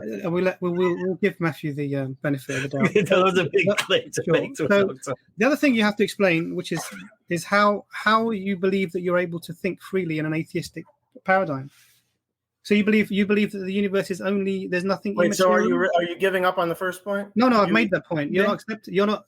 Thing is, Matthew, if you're not going to accept, I'm not going to beat a dead horse. So what we can do is because I'm Matthew. 1 second, let me just finish my sentence. Because if we're interrupting each other, we're not actually having a discussion. You're just arguing for the sake of arguing. And I know you're a lawyer, but this is not what I'm really here for. So actually, I'm trying to make a point now. I'm happy to leave it to the people who are listening to decide. I have no issues with that. The fact that you're going to continue to talk over and just because you're talking, you think the argument hasn't finished. I don't really have a truck with that. I don't really have my ego is not a something within this discussion. The other thing that you have to explain is why you believe as an atheist in a materialist world. Because I assume that as an atheist, you don't believe there's anything immaterial. Is that right, or am I wrong in that assumption? I'm not sure what immaterial means. Not matter or energy. There's no evidence for anything that's not either matter or energy. Okay, so do you believe in anything that isn't matter or energy? No. Okay, so in that materialistic... I'm not saying it's impossible, but there's nothing that we currently know of that doesn't fit one of those two categories. Okay, all right. So what you're saying is you don't know either. So there's not many things you do seem to want to pin your mask to, which is great.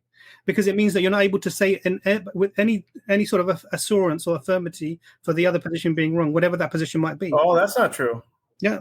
It means I'm epistemologically humble. Yeah, absolutely. If you're epistemologically humble, then you first need to work out, are you able to actually think as an atheist? So can you give me... I know all the evidence against Allah, which you believe in, and you still haven't brought up this entire discussion. I'm not, because this discussion is not about us. Discussion is not Matthew. Mm-hmm. Right in the beginning, you seemed to suggest that you knew what the stream was about, and the stream is about what you believe and not about what we believe. So again, you're bringing up something that's a red herring. This isn't. I made one claim. This is not about agnosticism about the universe is reasonable. You don't think agnosticism is reasonable. You think Gnosticism is reasonable, and that answer is Allah created the universe. That is for you. So just so I understand, Matthew, just so I understand, you believe it's unreasonable to take a position or a hypothesis with regards to the origination of the universe. You think that's unreasonable? Not only do I believe that there's no evidence for it, I believe there's countervailing evidence against it. Against what? Well, I do think it's unreasonable. Yeah. Against what? Against Allah creating. No, I didn't say Allah. Okay, so you don't believe Allah created the universe? I didn't say Allah, did I? Did I say Allah? No, I didn't. What I said to you is this: Do you think it's unreasonable?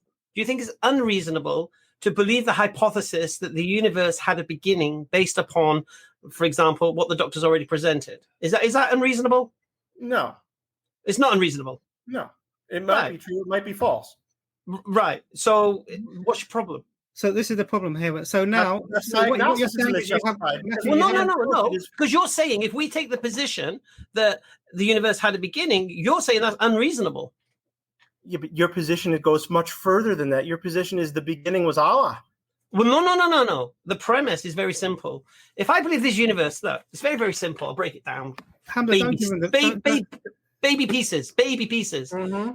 If I believe the universe had a beginning, that means I believe the universe is contingent and dependent.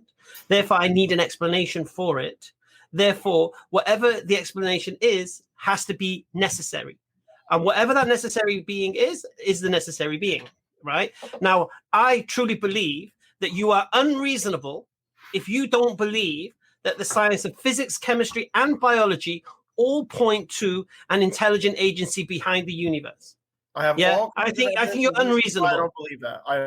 You don't believe that. Now, give me an example anywhere where information can come into existence without an intelligent agency. What is information? Information. It's a tautology. Explain what you mean. Okay, DNA. The information found within DNA. So DNA evolved from RNA, which evolved. Which what? Which what? Which did what? What do you mean, which did what? You said DNA evolved from RNA, and then you went, which what? So the predominant hypothesis of the beginning of life on Earth is abiogenesis, which is that non-living organic... Tell me about abiogenesis and give me the proof. Things like viruses began to self-replicate, and then because of evolutionary processes, self-replicators...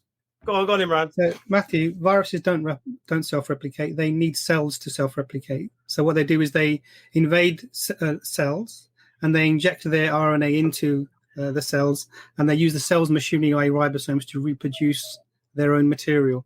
So viruses don't self-replicate. And RNA, you don't believe in abiogenesis? Abiogenesis is a term meaning life from non-life. Yeah, it's not a theory. It's an explanation. Matthew, it's just a label for the problem. It's not actually a theory in its own right. Well, it's a hypothesis. It's not a theory. Matthew, you're putting a label to a problem and you thinking it's an answer. Just because we give a name to a disease doesn't mean now we've healed that condition. Abiogenesis is referring to the step from going from non-life to life. It's not a theory. It needs an explanation. Okay. So we need an explanation for abiogenesis. And the explanation is? You tell me. You said that RNA... I'm agnostic. You tell me. Oh, so you don't know that either? So you don't know that either, yeah? Abiogenesis has not been proven. It is the predominant... So you don't believe it? Why are you bringing it to the table then? Abiogenesis is not a hypothesis. It's a label for going from non-life to life. That's your assertion. really, Matthew, you're really, this is embarrassing. I just want to know about DNA. I want to know where this information and how this evolution happens. Tell me about it, man. So the single cell, where did it come? Just understand something, Matthew. The dominant theory is let me just set the scene. Organic matter on Earth that essentially amino acids that begin to come together to form proteins. What's that? Proteins. Sorry, say that again, Matthew. I didn't quite catch what you said. Oh. The predominant theory, or the predominant hypothesis, I should say, is abiogenesis. Organic material on planet Earth. No, it's not. Just amino acids. Okay, if that's the from an exogenous energy source, and they began to self-replicate, and then evolution took over. Okay, Matthew, which biologist posits this? It's the predominant hypothesis. Richard Dawkins posits abiogenesis, although it isn't proven. Richard Dawkins posits this abiogenesis, really? As the which paper did he do? Which peer-reviewed paper did he do? Well, he holds the chair at the University of Oxford, for the public understanding of evolution. That's pretty important. So there's a couple of things. There's a couple. You know more about it than him. Do you believe abiogenesis? There are many published papers on abiogenesis. Yes, I know. You believe it's a hypothesis? It seems like the most likely one based on our current understanding. So you say you said it's the prominent one. It is. Because the only other scientific theory that I'm aware of is panspermia, but there's not really much evidence. Tell me all about abiogenesis then. Educate me. Sterile universe. If I could prove abiogenesis, I would prove Nobel Prize. Just give me the hypothesis. The hypothesis is that organic material on planet Earth. What organic material? It's what organic material? Yeah, where did the organic material come from? Okay, so it's an infinite regress. So then we're going to go, where did the Earth come from? No. We're talking about Matthew. Don't beat yourself up. What we want you to explain is, in a world where there is no life, how you get life. Okay, that's that. One second, Matthew, relax. Okay, we're aware that you don't know. We are making the assertion about some sort of preeminent theory. Now, the issue here is the term abiogenesis applied to going from non-life to life. It itself is not a theory or a hypothesis. It's just describing the problem that we have to cross. It's like saying that bridge over there. It's not telling you how you're going to cross the bridge or how we're going to cross the bridge. Now, theories are developed to explain abiogenesis. They're separate from that. And you haven't. This is okay. So ready. This is Wikipedia. In evolutionary biology, abiogenesis, or informally the origin of life, is a natural process by which life has arisen from non-living matter, such as simple organic compounds. While the details of this process are still unknown, the prevailing scientific hypothesis is that the transition from non-living to living entities was not a single event, but an evolutionary process of increasing complexity that involved molecular self-replication, self-assembly, autocatalysis. Right. So this is what we're talking about. So this is what we're talking about. No, hang on a sec. You can't read a line from Wikipedia that doesn't actually say anything. So break any of that information down. No information is given at all. It says abiogenesis is going from non-life to life. The prevalent theory is, because everything's an evolutionary paradigm, is that something must have slowly changed and changed a bit more, and eventually this thing became alive. Now, that's no information given to you at all. There's no mechanism. There's no what changed into what. So there we go. So don't say that there are things. Don't say that the prevalent theory is, and then it's not a prevalent theory. It's a prevalent hypothesis. Don't say that there is a prevalent hypothesis or theory that explains that, because it's unknown. So are you disagreeing? So you're disagreeing that abiogenesis is the prevalent hypothesis in evolutionary biology about the origins of life on Earth? I'll repeat once again for you, Matthew. Abiogenesis is the label given to the process of going from non-life to life. Abiogenesis is not a theory. It's not a hypothesis. The theories and the hypothesis about abiogenesis try to explain it. You're not even using the term right, Matthew. This is. I think at this point, Matthew, I think this is above your pay grade. I'm going to let you go. Have a lovely day. Take care, dude. Good luck. Good luck finding out the origin of the universe. You're the one who don't know, mate. You're muted, Ijaz. What I didn't understand here, maybe you guys can correct me, right? Maybe I got this wrong. But basically, he came on to say, I'm here to defend my beliefs, but I don't know what I believe. Yes. Yeah. That was so, I have to tell you, I was on the edge of my seat wondering where this conversation was. I enjoyed it. I love seeing the arrogance drain. It's a shame. Obviously, Matthew's an intelligent guy, and I wish him all the best. And I hope that he goes on to do great things with his life. But this approach, and really, this is sort of almost condescending, and I think it's not helpful, because what you end up with is like assertions of the label abiogenesis, calling that a theory or a hypothesis. I mean, it's really just not knowing, and then to Google it and read Wikipedia at us as if that's going to. I don't know. I just wish that. I'm just reading an article by a guy called Joe Bergman, PhD, Why Abiogenesis is Impossible. Anyway, it's another story.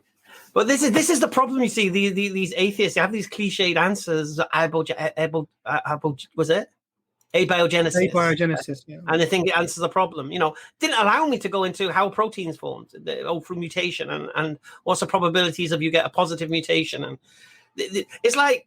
They've got like a starting block, and then they're moving from it without understanding the processes. So evolution starts after abiogenesis. It doesn't. Yes. It needs abiogenesis to get it going. So it needs something that's alive to evolve. So evolution doesn't explain abiogenesis. The theories that people have put forward, there's many. There's silicone-based theories. There's Uri Geller's experiments. Uri Miller's experiments. Uri Geller was Geller, then the spoon. So, his experiment, but actually he introduced conditions and even elements that weren't present within the primordial soup. The second thing is that even if you can produce an RNA or a DNA, you can't actually. That in itself is not something that replicates. There's a great book by what's his name, Beyond the World of Physics, and this is by Professor Kaufman, who's another level of intellect, and he's trying to explain how simple things can give rise to complex systems, and his theories are very interesting. Even I'm reading through it at the moment, but what I'm seeing is that there's a difficult. He says that these things are emergent, which really means they just happen, and there's no way to predict them or explain them, which goes against because in an atheistic universe everything has to be deterministic in that it has to follow certain laws that would lead you to that inevitably to where you are, and that seems to be missing. But this guy's really intelligent. I'm reading through his stuff. But no one has explained that. No one can make that explanation. Just having RNA, just having DNA, even a protein is not life. As a minimum, life is a self-replicating protein. But for that, you need machinery, right? Because the RNA or the DNA is just information that allows proteins to form in a chain. But to allow proteins to form in a chain, you need another machine called a ribosome, which attaches using the template of the RNA or the DNA to the proteins in a certain order. So you have to explain. It's almost like which came first, the chicken or the egg. You need to explain the existence of both, and then not only that, they have to be enclosed. There's got to be a structure something that confines them to a space where they can act on each other. Very difficult to explain these things. This is why it's all of this advancement that we have not got very far in this, but it's definitely not. Even the statement that viruses are self-replicating, they're not. Viruses, if there were no single cells, viruses would die out because they need the cells to evolve. Dr. Imran, could I read a definition for you, and could you explain it to us, maybe for like a minute, if that's okay? Yeah, so the definition goes, abiogenesis, spontaneous generation of life from non-living material, the ability to synthesize a small genome and provide sufficient purified proteins, etc., to generate a viable life form is getting closer. A completely synthesized genome has been introduced into a cell and shown to replicate. What does that mean to you? So I think that the ideas are maybe that the theories are getting closer to actual happening, but to introduce a DNA into a cell and it self-replicates, well, it's sort of you're giving it all of the machinery in a confined space to then self-replicate. What you need to do is to start off with all of the initial conditions of the early universe as posited, and allow that cell with the machinery and then to come about spontaneously happen. So really, what's being the way it is like, give us the first miracle and we'll explain the rest. don't they have a further problem though? Even when you get this cell, and then you're trying to say that it's randomly mutated and natural selection harnessed. You introduce the genome to a cell. It presupposes a cell, a complex organism already exists. Yeah, no. So let's say you get the cell. How does that cell then become something else? How do you get the extra proteins? Where does that come from to be harnessed by? No. Apparently it's random mutation. And then you look at the probabilities of random mutation and that cell will generate a positive outcome in that mutation and the likelihood that it won't. And then you're like, well, wow. And then you look at the time frame and it had to do this. It's is that not the next problem they got to solve after abiogenesis? Yeah, I mean the what you'd have to imagine is not water, but literally a custard of loads and loads of different chemicals that were just so close to each other that somehow cells could spontaneously come out of these with all of the components within them, enough to allow all of the machinery and the transcription and the enzymes that we need, etc., to be present in the right proportions in the right places to allow the cells to start forming. I mean, that would be amazing, wouldn't it? But that would itself would need explanation. Why is it that this soup, the primordial soup, is literally like a primordial custard with everything that we need in it. Well, it's magic custard, isn't it? This is the magic. It's ironic how Matthew came on to mock the idea of a 7th century sky wizard, and yet he believes in magic custard. I think when the sky wizard term came, I knew this wasn't going to go well. It's just because you can't strong man. That's why I thought I'd rattle him a bit. Sure, and I think you did actually. Should we bring someone else on now? Sorry, just before we go, our mate Stephen Mayer, he's got a book called Signature in the Cell as well, and Darwin's Doubt, which put massive spanners in this idea of the mutating cell and the idea of evolution in the way that Charles Darwin assumed from because of obviously things like the Cambrian explosion and such. But I just wanted to point out the definition I read, which says that it's getting closer, meaning it's not something which has yet been fully qualified. It's from a medical dictionary. Let me just cite it really quickly. The Dictionary of Cell and Molecular Biology by J.M. Lackey, in case anyone wanted to look that up afterwards. So I think we want to get... just before we bring the next guest on, just quickly. So do you think it's fair then, Imran, for me to say to an atheist, you believe in magic custard? Yeah, you could say that. I mean, really, the magic is because there's one thing to have an explanation for the beginning of the universe and an explanation for life, except that's even if that thing is a necessary being, that's one thing. But to say actually, there was a beginning, as probably there was according to Valenkin and Mathin in their paper in 2012. Let me just read you. I'm going to read you the conclusion. It's interesting to say that there was a beginning, but there's no explanation for it. Now that is magic. That actually is magic. Not only is there no magician, there's no rabbit to pull the hat out of. It's just the rabbit appears from nowhere. And this is what really you're being asked. So let me just read this. So this is for the conclusion. At this point, it seems, and this is when they've gone through all of the categories of theories. At this point, it seems that the answer to this, did the universe have a beginning? At this point, it seems that the answer to this question is probably yes. Here we have addressed 3 scenarios that seem to offer a way to avoid a beginning, and have found that none of them actually can be eternal in the past. And I'm just going to give you those 2 sentences from the conclusion that mathematically observed that these 3 categories of the theories of how the universe may have come about cannot be internally in the past. They need to have an origin, a beginning. So then we're left with that logical explanation of how do we explain this beginning. And that's really what things come down to. And then there's things like the contingency argument Brother Hamza was about to mention, etc. But I think that Matthew wasn't there really for that. Yeah, I never even pulled carbon out the hat either. You didn't even read the carbon chapter? Oh my gosh. I'm going to use magic custard on Sunday in Speaker's Corner. Get ready for that. I'm going to use it. So let's get Gabthedep on. Gabthedep, are you there? Hello. Hello, sir. Gabriel or Gabriel, how you want to pronounce it. I'm actually born Muslim, but the transition fits quite well because I did my A-level in biology and studied biology afterwards. So that was what led me away from Islam because of evolution and everything. But alhamdulillah, now I'm back. But I just want to reaffirm my faith reaffirm my faith and do the Shahada here, because you were a big part of it, to coming back to it. And I'm very grateful for you and the work you do. I just wanted to say thank you. I'm from Germany, so my English is not that good. You get a choice. Do you want to retake your Shahada with Brother Hamza or with Dr. Imran? You get the choice. I think he can read it. I think he can read it. But I'd rather he takes a member of the team, make it special, you know? Go on, Imran. Give him his Shahada again. But if you can read it and you believe it, then please, Bismillah. Okay. Bismillah ar-Rahman ar-Rahim. أشهد لا إله إلا الله وأشهد أن محمدا عبده ورسوله. ما شاء الله. Takbir. ما شاء الله. Takbir. Allahu Akbar. So what changed your mind? So biology took you away. What's brought you back?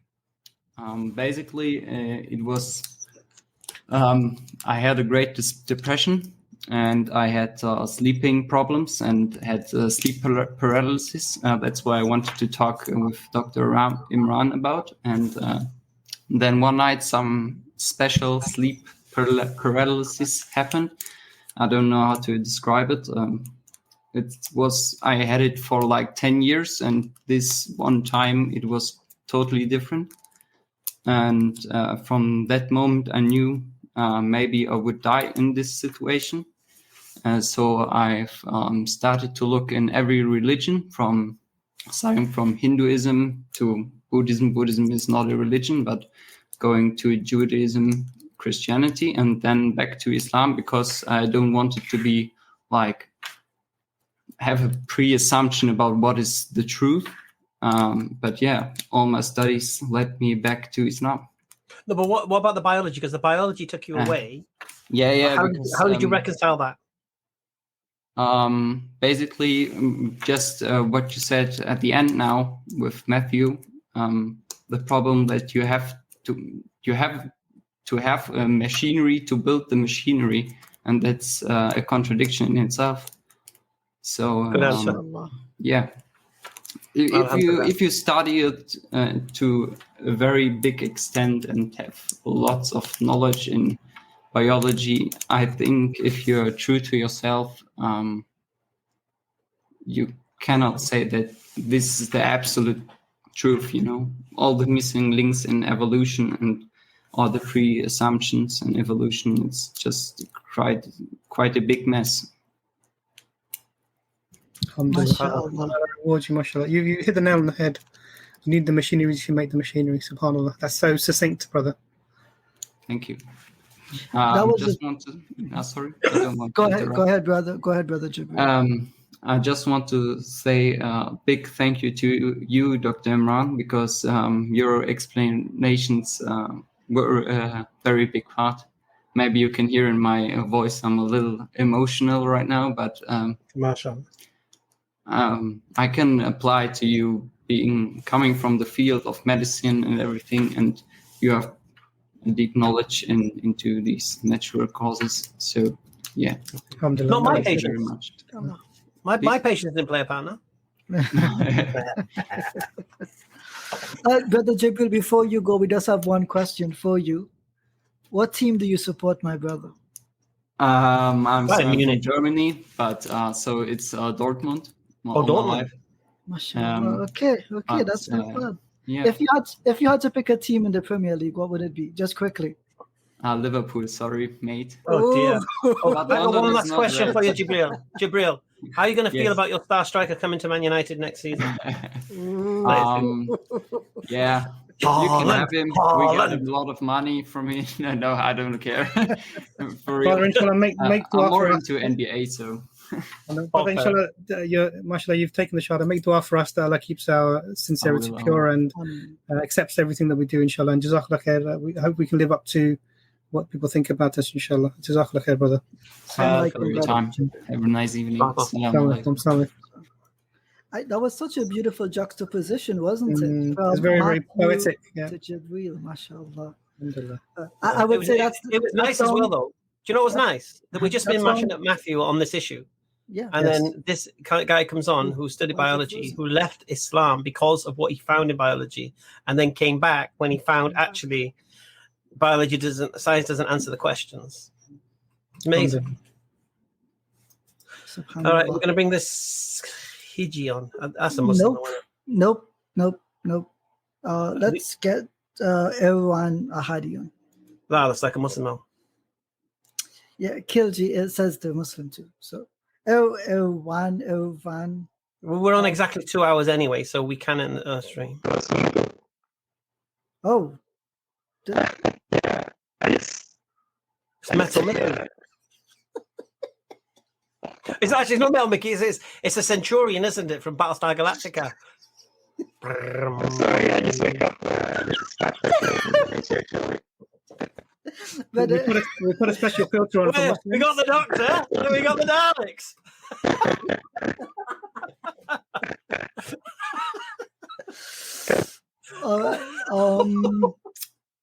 Okay, I guess that's all the guests then, if I'm not mistaken. So, Irvan, thank you for attempting to come on. That's a lot. Next what would you time, say, a Dalek or Battlestar Galactica, though? I'm going with the Centurion. Yeah, apart from the eyes moving, everything else is a Centurion. Yeah, it was the Centurion. Anyway, that was all. Well, on that basis, we have no more guests. So, can we get some final words from Brother Hamza and then Dr. Imran, inshallah? Well, the Doctor go first because I'm going to do all my plugs, isn't it? So you go first, Doctor. Alhamdulillah. So, Jazakallah khair, brothers. Ijaz, mashallah, phenomenal moderating today. Jazakallah khair for that. May Allah reward you. And I just wanted to, because we had Rob on and then we had Matthew on. And I think one of the things was that you just try to be sincere and straightforward in your discussions. We're not here to argue, really. We're just here to try and exchange views, and we can agree to disagree. But really, things we need to look at, just for me and my own learning, we need to look at things in a lot more deep way if we're really trying to sort of make claims about them. And I think that sort of came across. And I love Brother Gabriel, may Allah reward him and increase him in his iman and give him health and wealth, because he came on and just really proved everything that Matthew just said completely wrong at the end. Very poetic, mashallah. Beautiful. Absolutely poetic. May Allah reward you all and may Allah accept it from us, inshallah. Did I just see Pastor Jason Burns lurking in the comment section saying he's ready to come on? Did you see that? I'm looking for that. I saw Africa Without the Borders saying I'm ready to come. Oh, there he is. Yeah. Oh, that is him. Yes, yeah. Put the link out. Where's the link? Anas, brother, where's the link? Is the link out? You made me say goodbye and now you're bringing... Yeah, but this is perfect storm, so Jason's going to come on and defend his beliefs. Well, want to do it or what?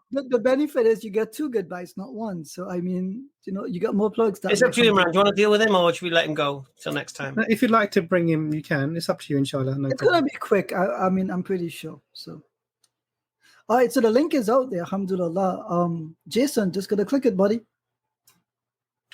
What did we do him on last time? I can't remember to be. I remember. What was it? How do you know what Jesus said?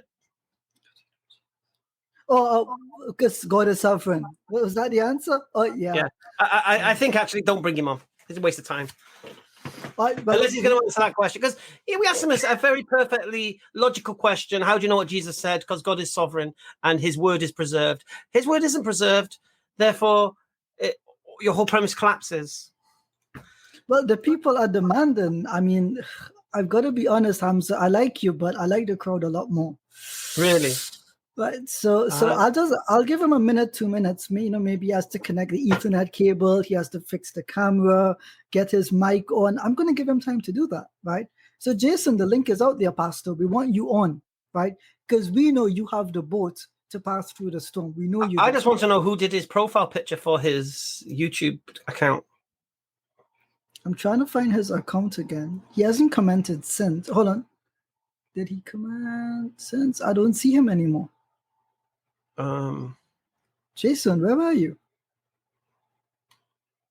Come on, everyone wants him. He was bleating in the comment section last time, on the video. Oh, you kicked me off before this, that, the other. Hamza was afraid of something. The link is on. We're just waiting for him. You never know, Michael. You never know. As unlikely as that ever will be. He may be having nightmares remembering what happened to him last time he came on, maybe. Well, he could be dancing for us to getting himself in the mood. You got any comment on this, Dr. Imran? Yeah, just email EF Dawah and we can have a discussion. It's not reasonable for me to give any sort of medical things on a live stream, inshallah. So. Okay, we got someone other than Jason. Yeah, but they're like Muslims, man. Yeah. So just to sort of pick over some bones. So we went through a lot of things with Matthew. So we talked about the position of agnosticism in being unreasonable in the sense that therefore you're not able to say anything about anyone else's position. If you're not going to hold a view, then you can't really categorically say anyone else is false. You can try and bring arguments that you may demonstrate that their position they're holding isn't correct, but you can't definitely say that. You come on next time on this earlier. The other thing is that we went through evidence for that profile pic and epistemology, and it was clear that his standards of evidence and even approach to evidence was unusual, to say the least. And then last of all, we went through, not last of all, but actually in the conversation, went through science. Really, what is underpinning science, the philosophy of science, and in terms of theory, pre-theory, and experimentation, observation, and conclusions, and the theories that you come out from that.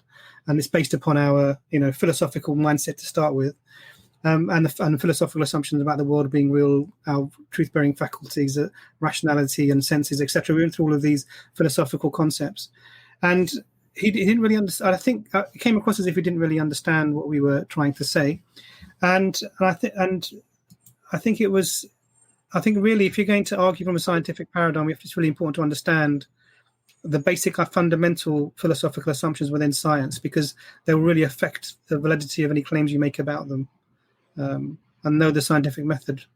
Alhamdulillah. Well, let's refresh ourselves on the burden of proof that our mate Matthew accepts. Want to buy a moon rock? It's from the moon. To be honest, what I was curious about was... Why do you believe it's a moon rock? Oh, they said it was. All right. No, but he I've got to be honest, right? When he was speaking, right, and he mentions a number of cases he's won. There's a reason that we don't use this logic for other things, right? So just because it may work in one place does not mean that sort of logic works in every place, right? So we have to be careful about thinking that just because a method may work one place, it works everywhere. This is not the case, and we should be careful. I found it funny. His response to our question about understanding how evidence works was to ask us about how many cases we had won. That is irrelevant, right, to the problem. I didn't get that. But he said he won 40,000 cases. Looking up, Googling his name and his profession and such, we think we found him. He's been practicing law for like 13 years or something. So he's basically won 13 cases a day without taking a day off. What I'm inclined to believe is in industrial action, when you win a civil case, it could be that the plaintiffs were thousands of employees maybe, and then he can claim each plaintiff represented the case, and therefore he settled 40,000 cases. Something like that seems plausible to me, other than he only eats, sleeps, and breathes law. I doubt that very much. But in any case, brother, and he's had 7 jobs. Okay, Hamza, naughty Hamza. Let's not go down this route. I've not got that far. I'm just saying. I'm not surprised. Wait, what? Look, the logic of the guy was absolutely flawed. And this is the guy who's representing you in a court of law. If your logic is that flawed, that's your standard of evidences and such. Oh, and no reviews as well. No reviews. Anyway, 40,000. I'm sure he's a fine solicitor or lawyer. Sorry, I wish him all the best, and may Allah guide him, inshallah. Yeah. Someone is asking the question, is Abbas okay? Abbas is perfectly fine. Alhamdulillah, he's safe. We will let him out for the next... you got the keys to the dungeon. Now we have him in. No? Okay, we haven't thrown away the key as yet. Please keep brother Abbas in your duas, mashallah, beautiful brother. And I believe he will be in action. I believe. I had to put that comment up because Abbas needs to see that, mashallah. Well, to be honest with you, there's no guests. We're not going to bring Muslims on. It's we have a non-Muslim, but I mean, We can do 13 more minutes, but Dr. Imran hasn't. Okay, but isn't that weird? Look at his name he's used on his profile, then look at his real name. You're thinking, what? How'd you go from that to that? It's his nickname, like the guy who. All right. Hola, Rafeal. Daddy. Right? Okay, he called you daddy. Maybe he has a crush on you, Hamza. I mean, I don't. Yeah. So As soon as I see a name like that, and then I see their YouTube name, it's a massive difference, man. It's a different continent. It's a different language. Probably. Let's not get into that now. All right, guys. Hamza, what are your final words for today's stream, inshallah? My final words for today's stream. Let me think what happened. I think you got the arena this week, I think. Let's first talk about today's stream. Oh, yeah. That would help. Okay, so I think, some people thought it was a waste of time with Matthew. He comes on, he doesn't know. The thing is that Matthew is saying a lot of cliched responses that an atheist would say. And I'm pretty sure atheists watch those cliches get mashed. Seriously. They don't hold no water. And, if you're an atheist, you believe in magic custard. Standard. Okay. And who was before that? My memory fades. It was Rob. Rob. So Rob came on. Only two guests today. Yeah, Rob came on trying to defend the position of Moses being grabbed by the Lord, denying he was grabbed by the Lord, denying the Lord was going to kill him, making up stuff. The Lord went to a pub. It was amazing. It was amazing deterioration. So, and mashallah, congratulations, Gabriel, for coming back to the deen. Alhamdulillah, you followed that Matthew conversation beautifully. All right, so tomorrow, inshallah, the arena is back. We've got brothers Mansour, Asadullah, and Yusuf Ponders, and Sharif's dropped out, and he's been replaced by Abdul Rahman from TAP as well. So, mashallah, we've replaced like for like. And then, of course, me, I'll be knocking about there, learning some stuff, which is always cool. What you do? You know what someone said to me? Honestly, Ijaz, right? They said, there's not enough people there to deal with Christians. I'm like, bro, I do arena on my own against Christians. This is everyone does Christians. Come on. It's the atheists I need help with when they can't come out with this philosophy and stuff. But the Christians, I'll mash them all up on my own, bring 10 on at a time, no problem. But the atheists are the ones that we need. I need a little bit more nuance in. And Mansour, man, stalwart to Speaker's Corner, as if there's a Christian going to come on and say anything he's not heard. It's like, it's a madness. So anyway, so that's tomorrow, inshallah. There's a demand in the audience, and I want to bring it up. I've invited him so many times, but he's just too busy with his channel, man. He's got no time for Hamza's day. It's usually a day that I'm working. This is why. I know. It's true. I was there at the beginning quite a few times, but then my work became later. So otherwise, I'd love to be there. Your participation is always fantastic. Thing is now, though, I'm getting quite a long list now of gladiators. So I'm even considering, do I make it 3 times a month now? Because all the tap boys are in. The rarity of it is what makes it special. I believe so. But I've got some team now fishing on Clubhouse and Reddit and places like that for contestants. So, see, it's more about the contestants than the gladiators now. The contestants are afraid. When Apostate Prophet came on and he spawned so many things, which was fantastic. So if you haven't seen it yet, go to Hamza's Den, check out mine, Zaki, and Khalil's response to AP's Psalms 84 refutation. So he came on trying to say Psalms 84 has got nothing to do with Mecca or Islam, nothing whatsoever. And we did a beautiful refutation to that. And keep your eyes peeled, because inshallah, I'm going to do my refutation to the Kaaba claim. Explain the 2 things I'm going to do. One, I'm going to try to explain what the Quran means when it talks about Ibrahim alayhi salam. And also the second thing is, if this thing happened in history, what should we expect to see? What would be the evidence for this thing occurring? Because the idea is that Abbas is trying to say that the Kaaba and Mecca and all of these things was invented in the 7th century. Prior to that, there's no history of nothing, and And thus, if Abraham made this call to call the people to worship at this place, we should in history see previous monotheistic prophets making pilgrimage to this place and worshipping at this place, and the Kaaba should be a symbol of monotheism, and we should see this in history. So if this occurred, like Ibrahim alayhi salam made the call, what would we expect to see? So that's the video I'm going to be doing, because AP saying there's no evidence. So I'm going to say, well, what evidence should we see, and do we see it?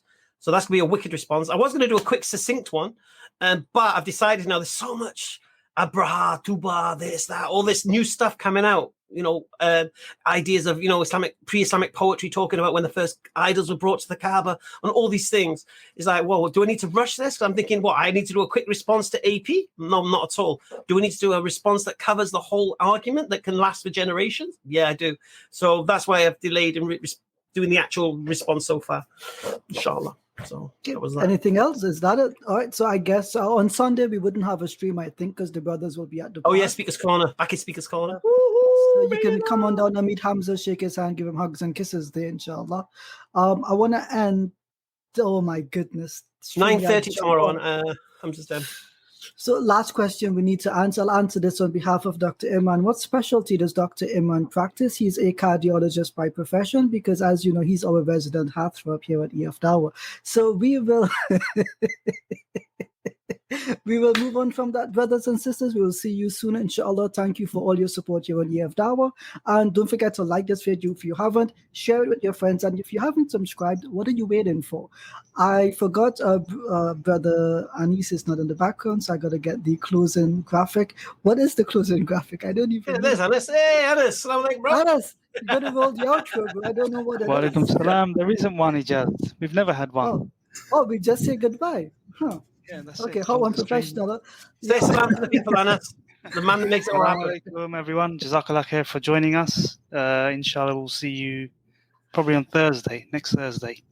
For inshallah. But new uploads on Sunday or Monday, I think, inshallah. Is that we've got 2 more Speaker's Corner videos from the last time we visited, so keep an eye out for those. I'm looking forward to my Jewish friends. Yeah, I'm just waiting for Hamza for that. Oh, yeah, I've got to give it names in it. All right, inshallah, we'll do that. Assalamu alaikum, everyone. Bye-bye. Assalamu alaikum. Take care.